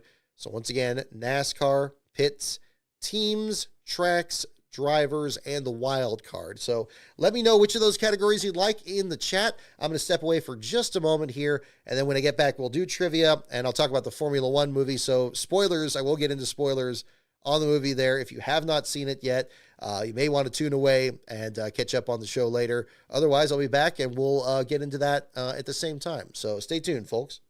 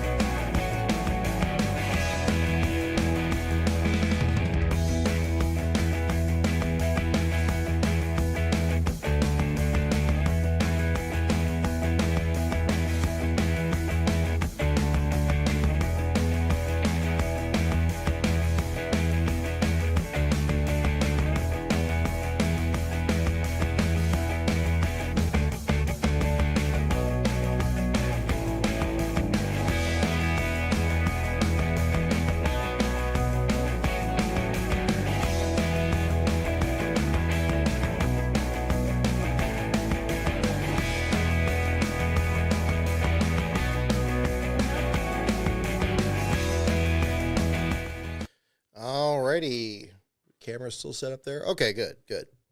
So, yeah, so while everybody's filing in here with their picks, is we still good on the sound? Yeah, looks like we are. So everybody's filing in there with our picks for the category for our trivia section here tonight. Yeah, I do want to talk about the F1 movie. So I saw it on Sunday. By the way, before I get into that too, I kind of preface this, a good transition there too. Congratulations to Nico Hulkenberg there for getting the first podium finish in his career. 239 Grand Prix starts? Absolutely tremendous. And I've always had a soft spot for the Sauber team. I can't say a long time ago, but just recently when they brought the branding back, I always kind of liked that. Even with the kick stake branding and all that other stuff there. But kudos to him. My goodness, what a tremendous run for him there after being in the sport for as long as he has, kind of the journeyman driver there. Absolutely wonderful. Yeah, I know it's not really a Formula One show, but a great moment there. And I like that it was properly celebrated by the booth. And there was some great footage there that was shown from Silverstone earlier today. I know that they are absolutely just beside themselves. And they've been close. They had some good runs. I mean, earlier this year in the opener, it seemed like both their cars had some good speed. And I guess they just keep building on it there. And, I guess that's how things change in the sport there. Every once in a while, somebody figures something out or the weather changes or something, and then you suddenly get different contenders up front. So kudos to them. That was very much well-deserved there. And that kind of covers, that kind of is very similar to the Formula One movie in one sense here too. First and foremost, I really, really enjoyed it. I really enjoyed it. I know I posted earlier this week that if it ain't broke, don't fix it, because there were so many scenes that were like Days of Thunder, but that's why I liked it. I liked it because it did a lot of those same things and it did them right, and Brad Pitt carried the movie. He did a great job. He was, fun, and he was just, made it interesting. Ben Schneider tweeted me I think before I went to seeing it, and he said something about that it was like driven if it was made well, and yeah, to an extent it kind of is, because it's kind of doing the thing with the older driver. But I like that the older driver isn't just there to hold up traffic for the Jimmy Bly character in here. It was much more like, yeah, he was on the team and they were actually going to be racing each other, and it made it very interesting. What I really liked, I mean, I think probably right from the outset, I think what was probably one of the best decisions they made in making this movie is, like, to me, Formula One has always been, this very, very exclusive. You got the Concord Agreement. You got this limited nucleus of teams. Look at all the stuff that the Andrettis have had to go through to try to get into the sport. And it's always been, just very unattainable. And it's not had that one little element that NASCAR is still kind of stomping out itself, but it's still kind of there with the open teams, that you can still have guys like Carl Long and BJ McLeod start their own teams, and in days like today have some good runs where they mix it up with the big names of the sport. You really don't have that in Formula One. You don't have pre-qualifying anymore. You don't have even the 26 teams anymore that you had. You got even fewer than them, and they make it so reluctant to change. I liked from the outset that they did this from the perspective of a fictional team, and a fictional struggling team. That was a brilliant choice, I think, to start out with it. Apparently they used like cars from like F2 or something and tried to make them look like Formula One cars. And then they did some, compositing or something with the other cars in the field to make it look like they were actually competing, with the big drivers in the field. But, they really did a really good job. I mean, I'm not the biggest Formula One historian out there, but I mean, the way they showed the cars and the way they showed the competition and the how exotic the tracks are, it was exactly the right perspective to use. Probably the way it's best captured is the opening sequence, not the first shot in the movie, but the opening credits sequence where you first show Silverstone in the car practicing, and that Hans Zimmer music strikes up. NASCAR better watch out with Days of Thunder 2 and that possibly coming together, because Formula One now has their Days of Thunder. This was that opening shot was so good. Oh gosh, I listened to that music entirely too many times this week. It was so good because it did exactly the things you got to do. You got to show that, look how how challenging this track is. Look how beautiful the area is. Look how fast the car is. Look how great it sounds. Look how focused the driver has to be. That like one little hiccup puts them this far off the pace. And then to start off, and then to have that shot, and then show that's like the worst team in Formula One. You know, like this team has all these assets, and it's got a promising driver and everything, and they're struggling and they suck. And it's like, and everybody is trying to figure out what's wrong. Well, yeah, they have bad pit stops. They just don't communicate very well. They're about to hire another driver that doesn't get along with their main driver, and their main driver leaves and all that other stuff. That's the way to do it. And it shows really, it was kind of validating from the perspective of, you know, talk about Talladega Nights. You don't really need to, you know, it's not like, you need to, treat everything as like deadly serious or anything, you know, just the average struggles. Like there's a lot of just crazy stuff that happens that you could perceive as funny. That just kind of happens there along the way. And, you know, again, that kind of disjoint there where, you know, this team's trying to kind of struggle its way up there, you know, yeah, there's a mix of kind of funny moments and also dramatic moments there at the same time, some exceedingly so at one point, but it's a movie. You kind of understand that along the way. But that made it really compelling, because again, it's the same experience you follow with the small teams in NASCAR. That's made it almost feel like it almost made it feel more like a NASCAR movie than Formula One, because, you know, you got the charter system that's in the Cup Series these days, and watching this team kind of work its way up. We're not starting at the beginning of the year. We're not talking about winning the championship. We're not talking about going out there and it's like, oh, we need to beat this guy. You know, we can't quite beat this guy. We have this rival. We have this one driver we have to beat. It's like, no, it's like, we just want to win a race. And that was so refreshing because like, that's what it's all about. It's like, they just want to win a race. Like, forget winning a championship. The team needs to survive. They need to win a race to get up there. It doesn't care which car it is, whether it's their experienced, whether it's the rookie driver, or whether it's Brad Pitt. And great, you know, that's compelling. I think a lot of people can get behind that. And that's probably why this movie's doing so well. Racing movies don't always do well. Even Talladega Nights got criticized for, you know, in some ways for just being you know, just constant noise, just constant round and round action and all that. And, but not being in an interesting way. And I know that, you know, with a comedy, it's a bit of a different approach. But this was, I thought, very compelling right from the outset. And certainly, probably my favorite part was the epic battle for last place that you had between the two, Apex GP guys, and, you know, wrecking of each other. It's like, wow, I'd have loved to write that article. So how much fun. I mean, and showing the work, you know, their way up there. Now, how realistic would that be? I mean, yeah, I mean, again, it's a movie, you know, it's got elements in there of like the Braun GP deal where, you know, even with Braun, you know, they figured out what this double diffuser thing, and they got a jump on everybody in the first couple races. And then everybody kind of figured it out and we're starting to catch them. And they had to kind of hang on to the end of the year, for Jenson Button to win that championship. You know, this is a very different story. This is just like trying to get that first step to try to get a car that's not very good and a team that's not very good, and, you know, potentially about to be shut down, you know, or something there, to try to work their way up there. I found that extremely relatable, and extremely interesting. And I think that, you know, they hit on the right combination for that.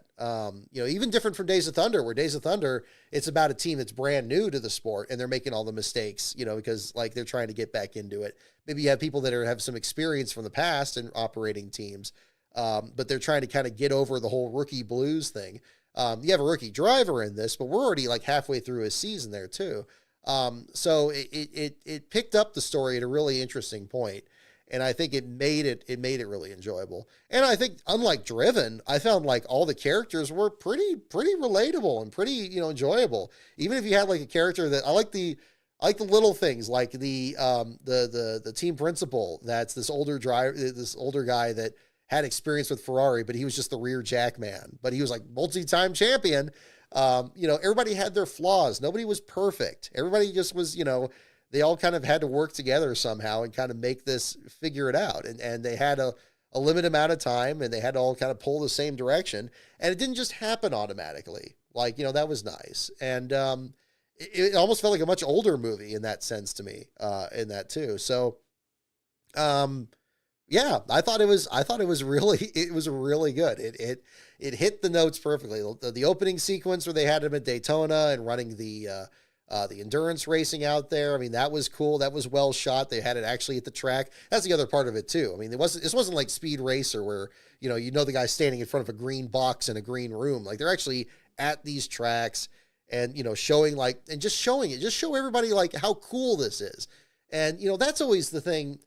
Again, and I don't want to sound too much like I'm going into Talladega Nights about this, but it really, I think that, you know, what I think is so much better if you want to get people interested in a sport is just racing should never be mundane. It should never just be traffic just going by. It shouldn't be just something that's just, everybody already everybody that doesn't like the sport already, they already make fun of it. They already say, oh, it's just cars going in circles.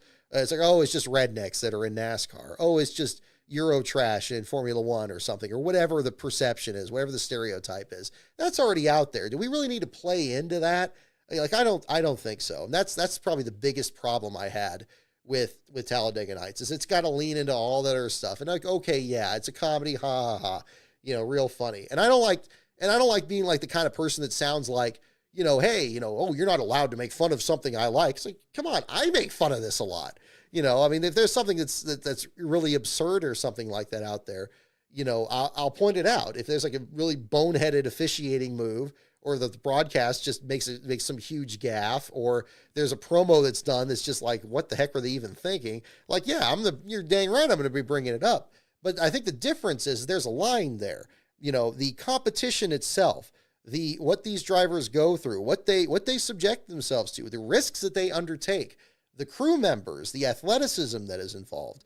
I think there should be a line there a little bit where you just kind of, respect that there is, a lot of athleticism and technical will and just downright bravery that is involved in this sport. And beyond that, you can make fun of everything else. You can make fun of the media side of it and this and that. But if you just have some respect for the sport itself, people respond to that. And if you want to go even further and do something like this movie here, where you're not just showing like respect for it, but you're also showing like just how awesome it is, and trying to just kind of tap into just the spirit of like motorsports that way, people are really going to respond to it. People that have no interest in racing at all may even be interested in it. Certainly from the amount of money it's making from this first weekend here, it seems like it's really getting that response there too. So they did a phenomenal job, and yeah, maybe go see it a second time.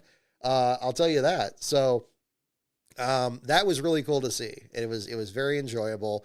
Not a perfect movie. I'm not gonna, I have a hard time saying that of any movie. Even Days of Thunder has its share of gaffes in it at the same time too. But it just reminded me also of just like why I'm so critical of these broadcasts, because like when you show the sport, when you have respect for the sport and show it for how awesome it is, how brave these drivers are and what they undertake, and you're not casual about anything. That's the biggest thing. That's a lot of these, I think a lot of these networks aren't noticeable of. And I think Amazon Prime, to its extent, was more cognizant of, is that, you can't be everyday about this. You can't just treat it like it's just something, oh, ho hum, it's, nobody's passing anybody for the lead. There's nothing interesting happening. It's like, no, this is really intense. And this, it may not show as well in some cases there, but these guys are still doing it. They're not doing it halfway. They're going all out. And that was really cool to see. Yeah. The other thing that was very impressive with the movie too is what I was so worried about. It's like, oh God, all the little rinky-dink rules and exceptions and stuff, that's going to just drag this movie down. We're going to have to explain the DRS system. We're going to have to talk about the stewards investigating contact, and we're going to have to talk about these technical regulations and when something needs to be approved. I like that by doing it in the middle of the season when they already had like this new part they were waiting to add to the car to make it better. And they weren't talking about the championship and they were just trying to win races. It kind of blurred past a lot of that. Like there were some elements that brought a lot of that in there. And, they had, in fact, it looked like they had Lee Diffie at the beginning there, which was cool for the Daytona sequences.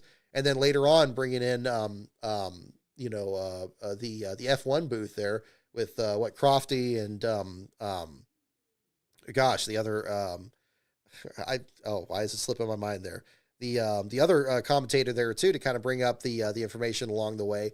It wasn't too much. Like they brought it, like it would come up there, like they would have an incident with like a collision being investigated, and then it turns out not going anywhere.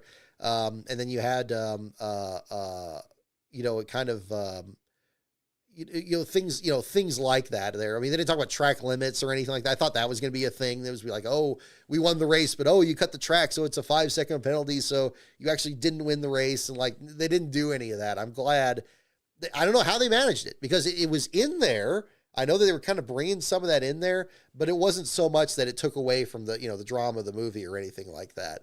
And that was fun. And I like that they brought in the right people to help with it. They had Lewis Hamilton was part of it, and Toto Wolff was part of it. I do think, that they had, when they had, the driver's accident in Brad Pitt's story there, talking about, was it Connolly? The driver, the Irish driver that was participated in that. I like that they made sure to mention his name in the credits there right away, so they didn't just shoehorn that accident in there and just for shock value or anything like that. That they actually did consult with him, and that was great. They're doing it the right way, and having the people involved in it that did Top Gun Maverick, where of course the military has their own standards when there's going to be a movie made about them and all that stuff there. Doing it the right way. I think that was a nice way to do it there. So yeah, there were little elements of Driven in there, a little bit of elements of Days of Thunder. But I thought it was interesting. And yeah, having Jude Fernandez mentioning the spin gate thing, it almost turned into Herbie at that point, didn't it? Like it was almost like, oh, here's a slow car and he's going to keep bringing out these cautions until we can maybe stretch this guy's fuel so he can actually get a podium or get points or something. I thought that was, I didn't mind that either. And having Fernando Alonso congratulate him, that was a nice touch to that too. So, that was another one at the same time. Walker King, I see your comment there about Ford versus Ferrari. Yeah, I put this in the same group as that, and Rush at the same time too. I think that Rush was phenomenal. But this one too, to kind of bring it into the current year where we're not doing necessarily something about, actual historical events, but, kind of doing the Days of Thunder angle where it's like, here's the way the sport is. And look how cool this is. Look at all the computers these guys are working on. Look at all the data they're getting, and look at all this. And this is supposed to be the worst team. Just think about how, great the best team in the sport is, and all the assets they have. Just really, really enjoyable. And I loved it from the small team perspective. I loved getting a last place battle in there. Just kind of having to be the black sheep of the grid. The thing I'm really excited about coming up here now, and I'm already hearing a little bit about it, is I wonder how many people that maybe are brought into Formula One by this movie, how many of them were watching Silverstone this week and expected to see Apex GP out there. I wonder if this is going to be one of those things like where you had the mellow yellow car in Days of Thunder, and of course Felix Sabata's adopted that paint scheme on Kyle Petty's car, and then that car became part of the circuit for about 5 years and won races and everything. I wonder how much longer it's going to be until you have like the Apex GP paint schemes on one of the other cars out there, not the movie cars that they used in the film, but like, one of the other teams or something running it, or maybe Andretti's team, like adopting that or something like that, or, something like that. That would be pretty fun, I mean, because, kind of like sometimes, the movie organizations they start up, I don't know if it was necessarily as intense as it was in NASCAR, where it was Hendrick Motorsports, and part of it became kind of one of the rides that Greg Sachs actually drove. That'll be coming up in another video in Rise of the Field Fillers here. Maybe not in the exact same sense because there's so much more money involved in there, but that would be pretty fun. I think that, and how much that's going to be embraced by the sport itself. How many times you're going to see people in, the stands wearing shirts from a fictional team or something like that. That's pretty cool to see. So, because that was fun back in the Days of Thunder era. And I I'm happy for Formula One fans that they have their own version of Days of Thunder. That they've had Grand Prix and they've had like other famous movies from the past. There, guys like James Garner or Steve McQueen, doing their own take on motorsports there, and I'm glad those exist as well. But to have like a more modern version and showing not just not just saying you need to do a new one because we're going to do a new one. But just showing, how different the sport is and how exciting it can be. I found it really enjoyable. The whole family really enjoyed it. So kudos to them on that. I think they did a fine job of that, and I hope that sets the tone.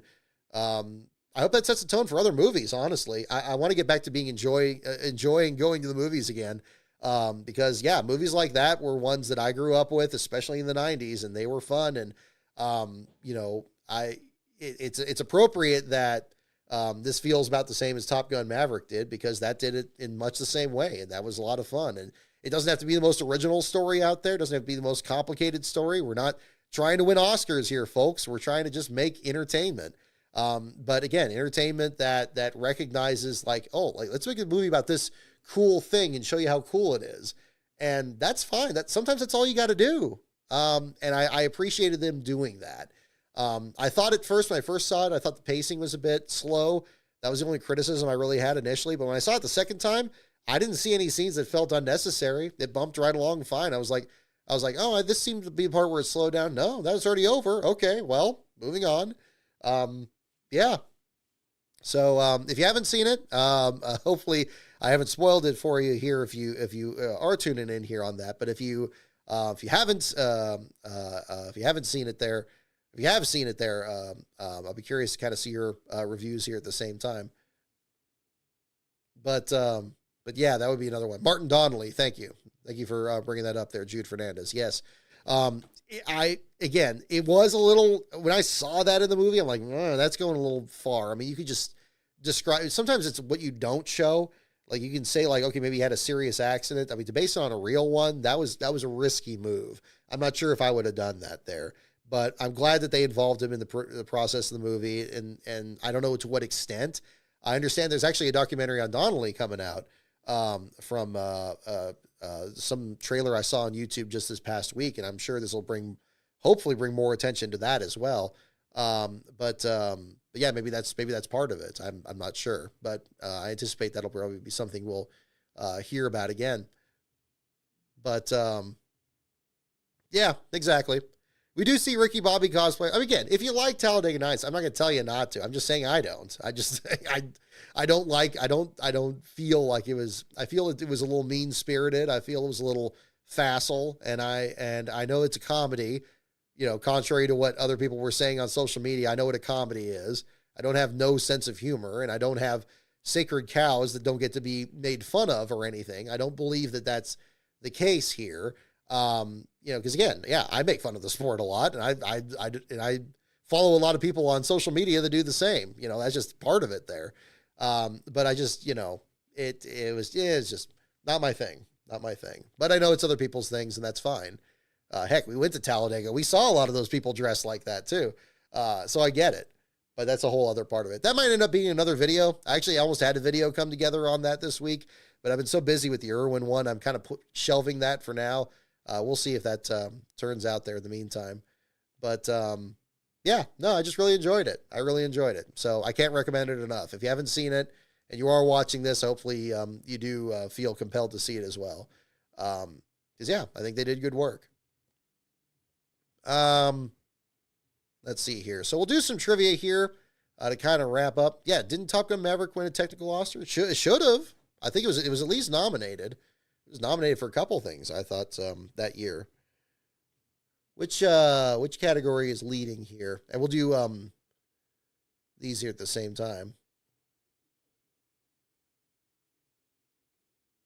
Yeah, the Hans Zimmer soundtrack. Oh, so good.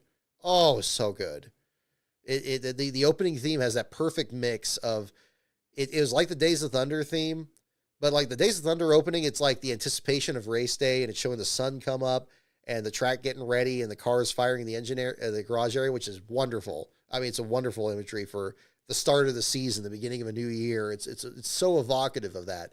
But this one here with the test session and the in the middle of it, and like it's not the beginning, it's the middle of the season. They're in the middle of the fight. They're trying to get every 10th of a second out of that car, and it just won't do it. It sets the stakes up perfectly. Wonderful visual storytelling, but it's also, it's not showing them, like, it's not making fun of them for being like the worst team. It's not doing that. It's like it's still expressing it. It's still saying, like, yeah, these guys are awful and they've been bad for years. And, yeah, they're doing that, and that's fine. Certainly there's that. But like any team out there in any motorsport, they're striving for something better. You better believe that's the very same thing at like Rick Ware Racing or Live Fast Motorsports or Garage 66, where all three of them were in the top 20 until the last couple laps of this race. Well, Garage 66, they were pretty close to it, but regardless, the point remains, they're trying to get the best run that they can. And it's just in Formula One, the stakes are just even higher. I'm glad that it really brought that up there too. So yeah. Which category that? Yeah.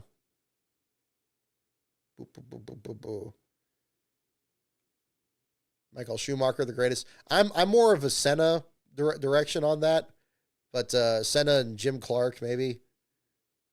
But from there, it's a different element there. But again, I'm not the most knowledgeable on that. What I think of Megan 2.0, haven't seen that one, Marcus. Can't comment on that.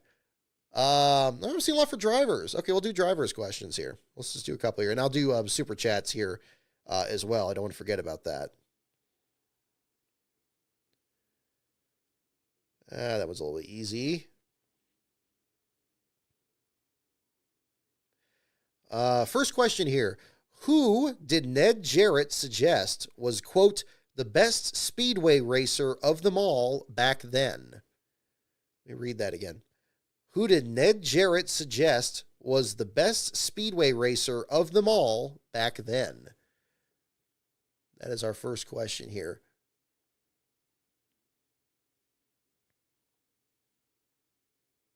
Yeah, Cletus McFarland is a real life Ricky Bobby. That's true. That's true. I met him too. He was cool. If he ain't first or last. Yep, I get it. Hey, look, I took that picture there by that hauler there at Talladega too. It was too perfect. Look, I'm not going to pretend like I'm not going to not acknowledge its existence. And yeah, even there's a lot of movies that I don't like where even there's like one moment or like one scene or something that it's still like, ooh, that's really good. Like Driven, there's a couple of moments in Driven, I will freely admit.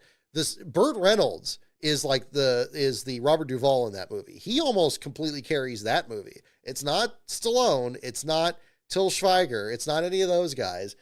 Burt Reynolds is really, really good. That whole scene, I wanted to feel something in that scene where he takes him apart. It's like, it's like, oh, I miss him. The Joe I knew back then, he'd brush it off and say, well, thank God it wasn't me. Like it was so good. It was so good. It's like, yeah, like he just flips out. It's like there's some kind of history there, but we never get to see it in the movie because I guess it was left on the cutting room floor. They just forgot to make it or whatever. And he's like, I watched you destroy yourself. It's like, I don't want to be, what was it? Oh yeah, it's like I'm the slowest man, the fastest sport. And I don't want him to be, I wake up every morning and my legs are on fire. And I'm going to be in this chair for the rest of the day. I have an excuse. You don't. And it's like, oh, that's good. I'm like, ooh, this is really good. What movie is this from? Oh, it's from Driven? It's like, what the hell? There was like, this came out of nowhere. And I'm like, wow, where was this? The other part, it's very small. It's very small, but it's early in the movie when Burt Reynolds calls Stallone about being his field filler or whatever. And he gets him on the phone. And he says like, what was it? He's talking to Stallone and he's like saying, how's the fear? And he says, oh, the fear's gone. He's like, fear is never gone. I'm like, that's good. Oh, that's good. Oh man. But that's it. That's probably about it. The rest of the movie you could throw in the garbage. The rest of Driven is utter drivel. And it's really bad. It's really bad. Turd Ferguson carried Driven. Jude Fernandez. There you go. No, Burt Reynolds was so good. I mean, man, I think he got a different script or maybe a different draft of it or what. And they put that in there. I'm like, wow, that was good. I have an excuse. You don't. Like, wow. This is, I don't know what he did to take him off, but he real, I mean, it was like something came out there. Like, man, um, yeah, tremendous. Denny Hamlin's favorite movie. Yeah, exactly. There you go. Oh, when Tanto gets the Moreno's car after the lake crash. Yeah, that is crazy. That scene's all over the place. Yep, I do know the Formula One turned down the script. That's the other part that's funny. Like you can tell that the stakes aren't high enough for the script. Like there are some elements that made it into F1, like when they're doing like, the drivers going to the big glamorous party, and there's like people, like acrobats hanging from the ceiling, and there's like they're all drinking expensive drinks, and there's expensive women everywhere, and all that other stuff, and it's just like, I'm like, okay, it's trying to do all that, but it just did it way better. Like, it's like, okay. But yeah, exactly. Yeah, Formula One, they just couldn't do it. But yeah, once they made it about kart, it just made it even sillier. It's just like, kart's fine. I mean, it was cool, but the split was just such a mess. And do you really want to commemorate that even? Like, I don't know. But that's a whole other part of it. But yeah, Burt Reynolds was really good. Who did Ned Jarrett suggest was the best speedway racer of them all back then? I have not done the super chats yet, Bowser Jr. Yeah, thank you for reminding me. I do need to do that. The coin soon is goaded. Okay. The coin scene is pretty funny. I don't know. It's okay. It's okay. That's the problem. It can't just be okay. It's got to be cool, because if it's only okay, then it falls into that territory of just being silly. And I don't know. Yeah. Some of the soundtrack's not bad.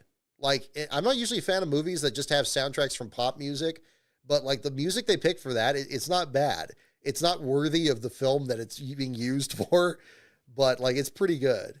I'm not driving anymore. Like, that's really good. Like, okay. It's pretty good. It's pretty good. I do have the soundtrack. All right. Who did Ned Jarrett suggest was the best speedway racer of them all back then? The answer is Fireball Roberts. A lot of you got that one. Fireball Roberts. Ultimate 23 Dragon, Austin Foster. I think you were the first ones on that. There you go. RD Fox 76. Yeah, a lot of you got that. Roller coasters. Yeah, the soundtracks are really good. Oh yeah, yeah. Yep. See, again, it's not all bad. It's not all bad. Did you ever see the movie Battleship, where like the one they did about the game? Like they actually had like aliens. They were shooting pegs into ships and stuff. Like that movie was terrible. It was really bad. But even it had like the scene. The scene. If you haven't, I don't want to spoil it, but there's a scene in it towards the end that's almost completely makes up for it. And yeah, it's on you. If you look up Battleship scene, it'll probably be the first thing that comes up. But that's quite good. So every movie has its day, I suppose. Let me get into super chats before I forget about that. I do want to get those. Let's see.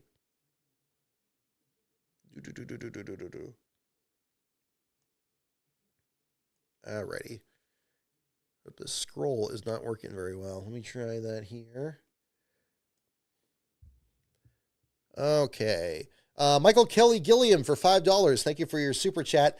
Blaney had an issue under commercial and they said nothing. He pitted from like 15th. Yeah, I don't know what happened there either. Where did he finish? In fact, he came back to get 12th. Okay, and he led 3 laps. Yeah, I don't know what happened there. Did they ever say what happened to Cole Custer at the same time? Because I know he had issues behind the left front at one point after the early wreck. But I'm not sure if that was the case there too. But yeah, no, I'm with you there, Michael. I thank you again for the super chat. I don't know exactly what the situation was, but yeah, again, I don't know if it was just tricky on pit road or it's hard to kind of cover what's happening. It is a little tricky in that sense, but that'll be another one to look at. Bowser Jr. XD for $4.99. Again, thank you for your super chat here. Finally got in their last place updates from the other races. Particularly interesting notes, in my opinion. Also, can't wait for your F1 movie take. We'll hope you enjoyed the movie take just now. If you're still tuned in here at the same time, I do have your messages here at the same time.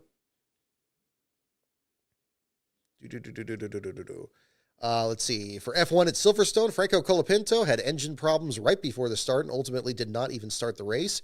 Colapinto had scored 0 points since he was hired to replace Jack Doohan, thus contributing to Alpine's stint at the bottom of the constructors' standings.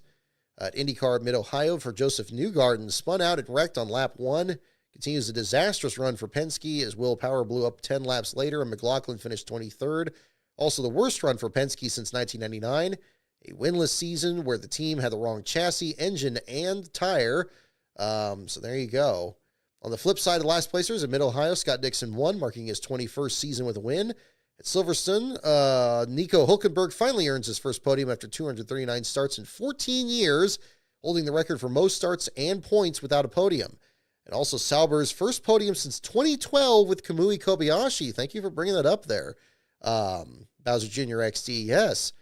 It seemed like it had been a while. I remember the Sauber kind of stood out in my mind from when they brought the branding back with that. I know they changed hands. You had, Alfa Romeo or whatever the other brands that come in and out.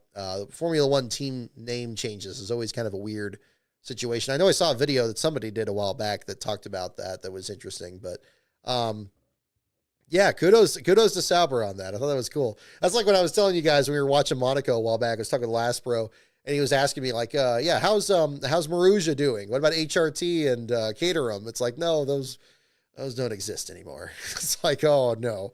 But they brought Sauber back, so I'm glad they did that. And I'm glad to see them do well. I'll have to bring out the if it weren't so hot, I'd be wearing the jacket right now. But yeah, I do have that on hand. But yes, thank you again for your super chat on that. Beast of Metal 1989 for $5. Thank you for your super chat. Moment of silence for Corey Heim, the first DNQ outside the Daytona 500 since Timmy Hill fell short of the AAA Texas 500 field in November of 2018. Yes, that definitely deserves a mention. Thank you for the super chat there as well. Yeah, good to see 41 cars or 40 spots and qualifying actually matter. Imagine that. And we saw a really dramatic showdown between these three teams. Seeing Bilicki and then Legg get their way up there, and Heim trying to join them and trying to mix things up, just couldn't quite do it. And that's the great equalizer. You can have a great car, great team, great sponsor or whatever. Well, maybe not great sponsor for Heim, but situation where they're able to, put on a really good show out there. And kudos to them. And again, Bilicki and Legg did a fantastic job with their qualifying efforts and got great runs in the top 25. And I think that's definitely worth a mention. So kudos to them as well. And Bowser Jr. XD, thank you again for your super chat for $4.99 here again. One detail that I think people will miss is that the PA announcer at Chicago is Gene Honda, the PA announcer for the White Sox. Good local ties. I was not aware of that. No, thank you for the mention there, Bowser Jr. I did not know that. So we got a baseball announcer out there for the PA. I have to listen out for that. I'm sure people have some clips that they post from the grandstands there. Maybe have some better samples of it. I don't know. Did they ever play any of that during the broadcast?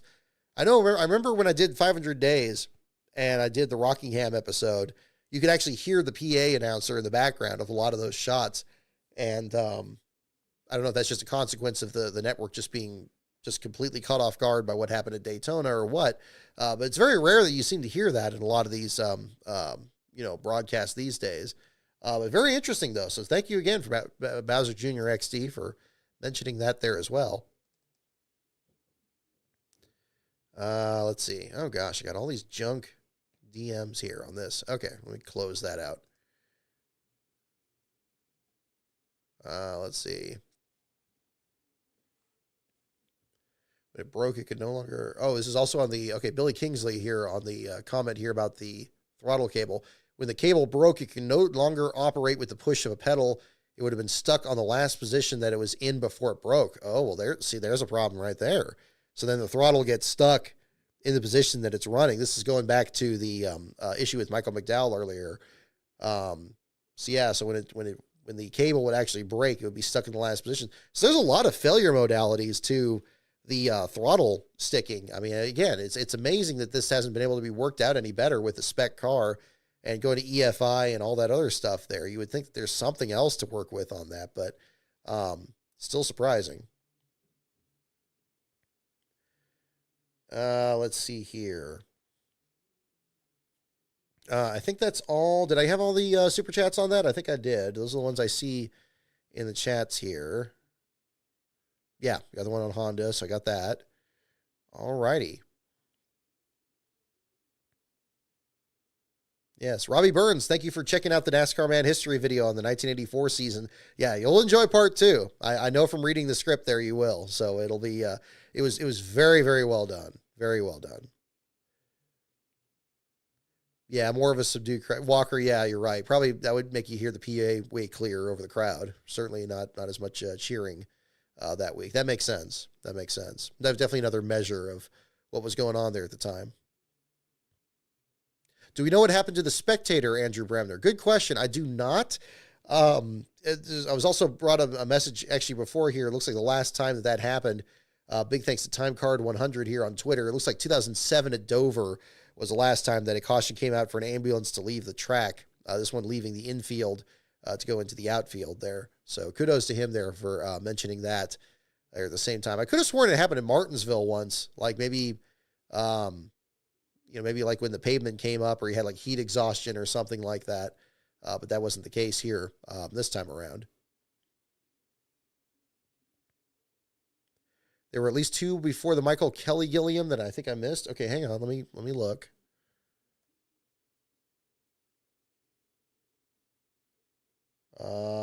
You're right. You're right. Yes. Oh, goodness. My goodness, guys. You guys, thank you so much for the super chats here. I want to definitely make sure I get yours read here. You're right. I do have two more I need to get here. Let me get these here, too. In the meantime, first of all, Michael Jensen, thank you for your super chat for $5. Missed the Xfinity race. The 19 has no driver on Racing Reference. Also, Austin Green with another top 10. Hope he gets a full deal for next year. So, first of all, for Austin Green, yeah, I'm with you. I hope he gets the full-time deal. I think he needs to hopefully get better at the oval tracks, but certainly the Green family, no stranger to those. It's a good problem to have when you have such great road course skills as Austin does, to be able to expand on that now.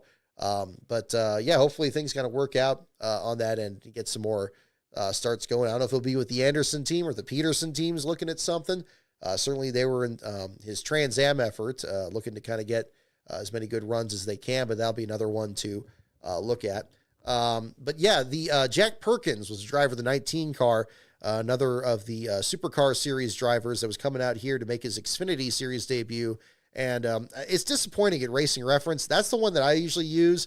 I know Third Turn is quite good and other websites. But yeah, I've been pretty disappointed that the Racing Reference doesn't seem to update his driver listings that quickly, or at least in the rosters. But yeah, that was the situation. And actually, you raise a good point, too. During the NASCAR race, in the Xfinity race, there was like one, I think Jack Perkins wasn't showing up on their list because wherever he was ranked just didn't show up at all. So they had a weird glitch with that. I don't know why that was the case. It didn't seem like it was that long ago they announced he'd be in the car. And I'm sure there's some data that needs to be, moved around somewhere to make sure that populates. But I'm with you, Michael. That definitely points to another thing that they need to work on for sure. And then Beast of Metal, I got your other super chat here too for $10. Thank you so much, man. Turns out TNT sucks at non-oval racing, just like both Fox and NBC have for years. Thank the latter for helping kill Cup at Road America. I was just thinking the same thing about Road America. That's exactly it. Yeah, I think that kind of disconnected broadcast where they don't follow what's happening, they don't go through the field, they don't make it compelling. If they choose not to, yeah, that could screw up a race. I still feel that way about Lime Rock from last week. I'm very worried about that because I think that's going to be the same thing that happened to also the Milwaukee Mile when they had a standalone race and it wasn't done very well. And even though it wasn't as competitive a race, it wasn't brought up to the, its fullest potential. If, it really does reach a point where, yeah, if it gets to be just another day for these guys, they probably shouldn't be doing the broadcasting because it doesn't convey the action very well and it doesn't help the sport. And in fact, in some ways, I think it could hurt it as well. The battery isn't on fire yet, but there's a lot of hazy smoke. I'm with you there, Beast of Metal. Yep. We were talking about the battery analogy for the booth last week. Yes, no, thank you very much for the super chat there as well, everyone. I think I got everybody. Hopefully I got Spencer's last week. I did mention that at the beginning there about Byron getting his first DNF last week on that too, because I thought that was a very interesting statistic that Chase Elliott and Tyler Reddick We're the only 2 full-time drivers in Cup this year without a DNF after Byron got a DNF last week. And that streak looks to continue this week after Elliott and Reddick were again under power in this race here. But, yeah, a little bit of some issues there on that send. You didn't like the Thunderstruck scene, RD Fox 76? Oh, come on. Well, oh, wait, no, it's not the Thunderstruck scene. I stand corrected. That's the second best scene, though. The best scene is after that. Yeah, that's true. The Thunderstruck scene is quite, it's quite good. I'm sorry. It's cheesy, but I love it. Let's see. Okay, we got Balicki on the 21st place finish here. Thought we had a shot at a few more positions there at the end, according to Balicki, but I had heavy nose damage that crushed the intake, and we were down on horsepower. All in all, a great weekend for the 66 team. I'll go ahead and retweet that. So there we go. All right. Let's see. Oh, you did like the Thunderbirds one. Okay, yeah. Okay, good. Because yeah, basically that. Yeah, that the Thunderstruck scene is quite good.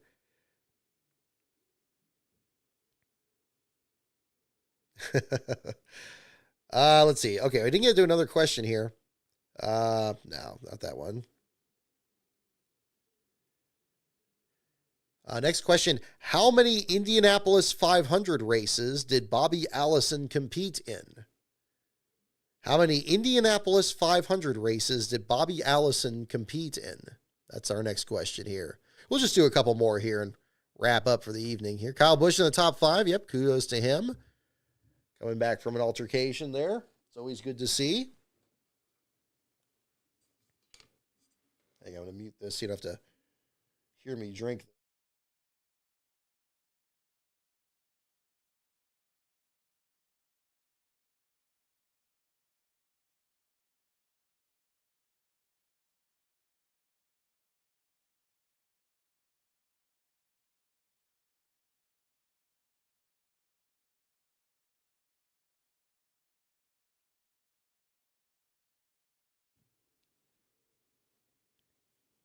All righty. How many Indianapolis 500 races did Bobby Allison compete in? We got guesses for 2 and 3 and 4 and 7 and 1. Let's see. The answer is 2. 2. Ultimate 23 Dragon. Quick again. You got that one.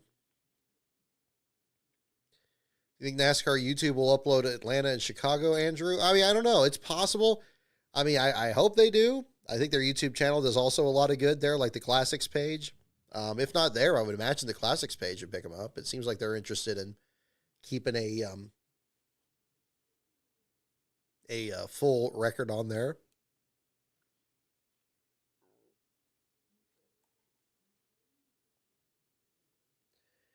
Alrighty.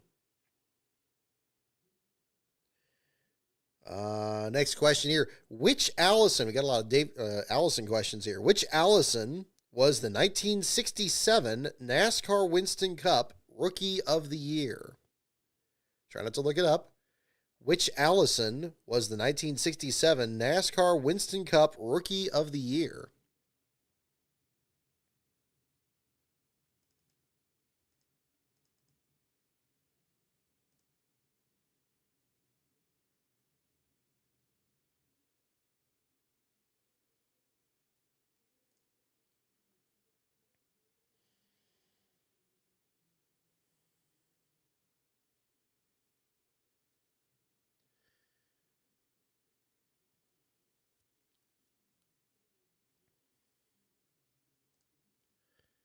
Looking at the other comments here on the broadcast here in the meantime.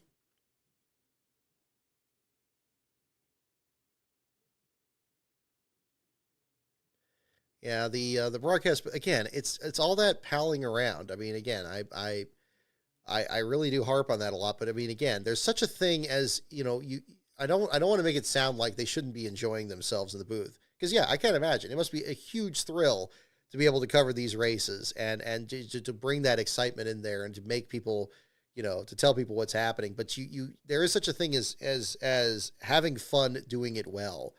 That really needs to be happening. Are you telling the story of the race? Are you covering the things that are happening? Are you not just ignoring stuff that's happening?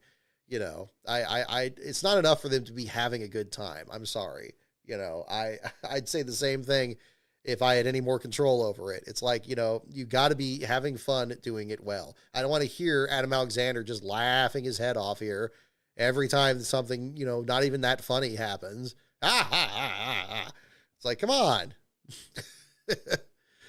Okay. Any rate. Which Allison was a 1967 NASCAR Winston Cup Rookie of the Year? A lot of you guessing Donnie. One for Bobby. Let's see. The answer is indeed Donnie Allison. You guys are too good. Donnie Allison is the answer. Yeah, Ultimate 23, you're getting them really quick. All right, let's see if I can get a harder one here. Let's see. That was too easy. Okay, I think we did that one before.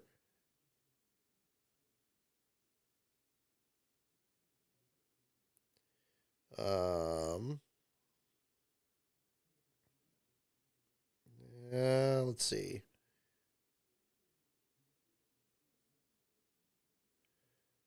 Oh, okay. How about this one?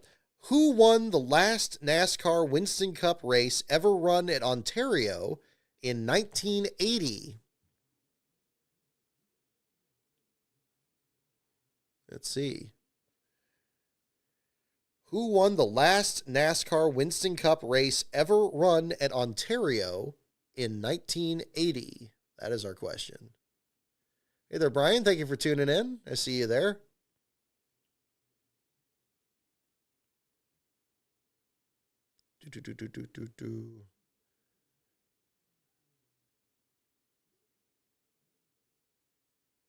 Isn't the Thunderstruck scene? Yeah, I don't know. I didn't read that right.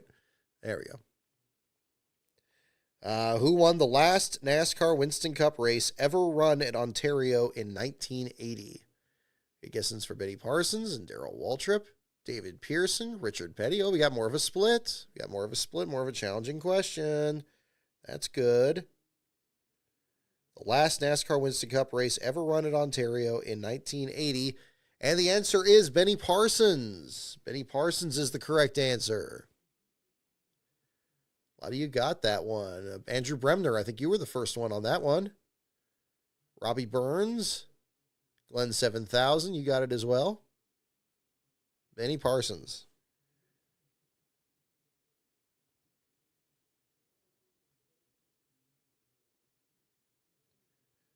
Let's see. No, not that one.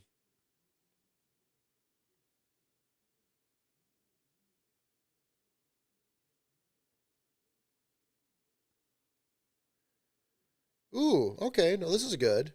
This is good. All right, here we go. All righty, last question for the evening, folks. Here we go. What year did Darrell Waltrip inch by Richard Petty for his second Atlanta win? Look it up. We're looking for a year. What year did Darrell Waltrip inch by Richard Petty for his second Atlanta win?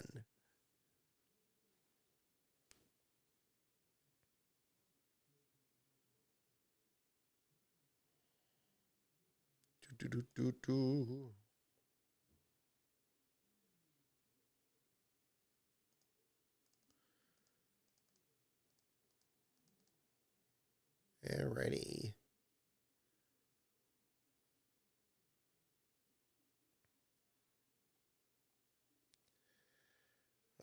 What year did Darrell Waltrip inch by Richard Petty for his second Atlanta win? That is our question. I guess it's for 83 and 76, 79, 77. Ooh, this is really tricky.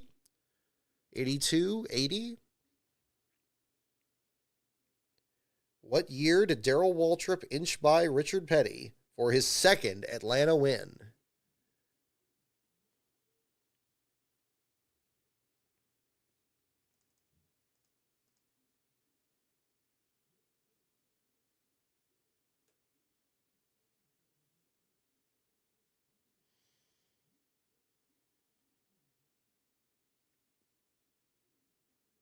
Alrighty, here we go.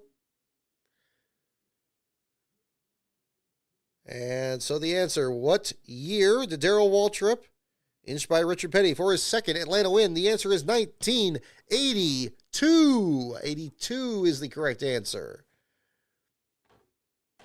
82 is the correct answer. How about that? Yeah, Ty Gibbs has absolutely turned things around. Very good point there, Marcus Hurtado. Yeah, absolutely a shout out to him. I think he's the Zane Smith of this year. Zane had very much the same deal. He was terrible for the first several months. I thought he was going to get a LASCAR championship for sure, and then turn things around. And, you know, for Zane, it was that second place finish at Nashville after all those restarts there in the Joey Logano race. For Gibbs, it may have been that Michigan race there a couple weeks ago where he was in and around the top 5. So it's really helped by the time he finally got something good going. You know, will we see a first-time winner? We've had a first-time winner at Sears Point before in another black car. That was Juan Pablo Montoya back in 2007. And then, of course, more recently with Daniel Suarez in 2022.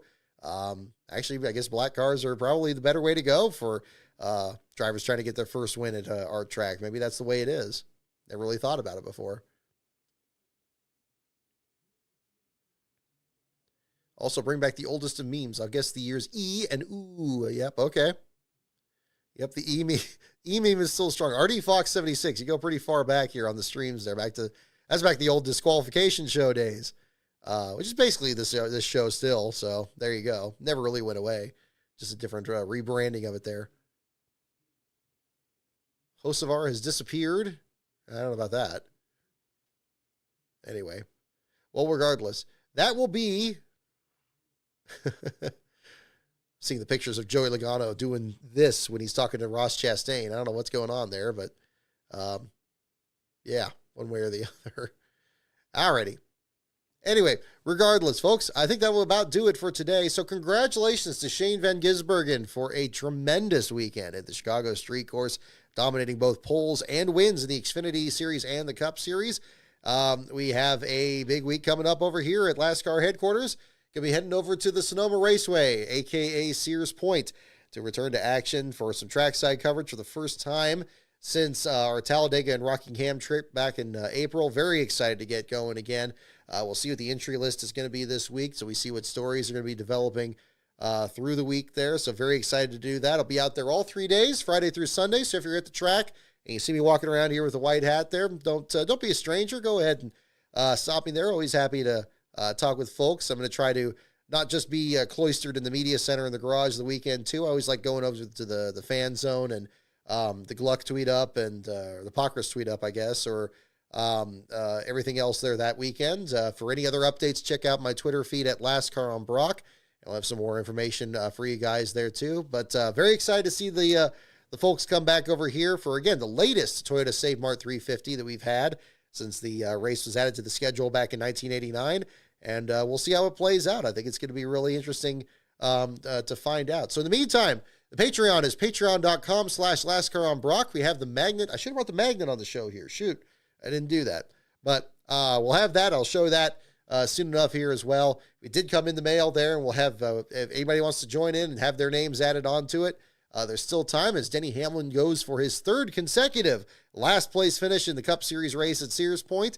We'll find out if it happens or if he finds his way to victory lane, fresh off that top 5 today in Chicago. You never know. Stranger things have certainly happened. For more on everything in the meantime, check out this channel. We have a new video trailer coming up tomorrow. If you're in the Patreon levels $5 and up, you'll already be able to see it after the show tonight. Yeah, stay tuned for a lot more coming up here. We're looking to do another show, hopefully next Sunday over at the campground there. If there's any changes, I'll let you know on the social media. But other than that, have a great weekend, everyone, and I'll see you all next time.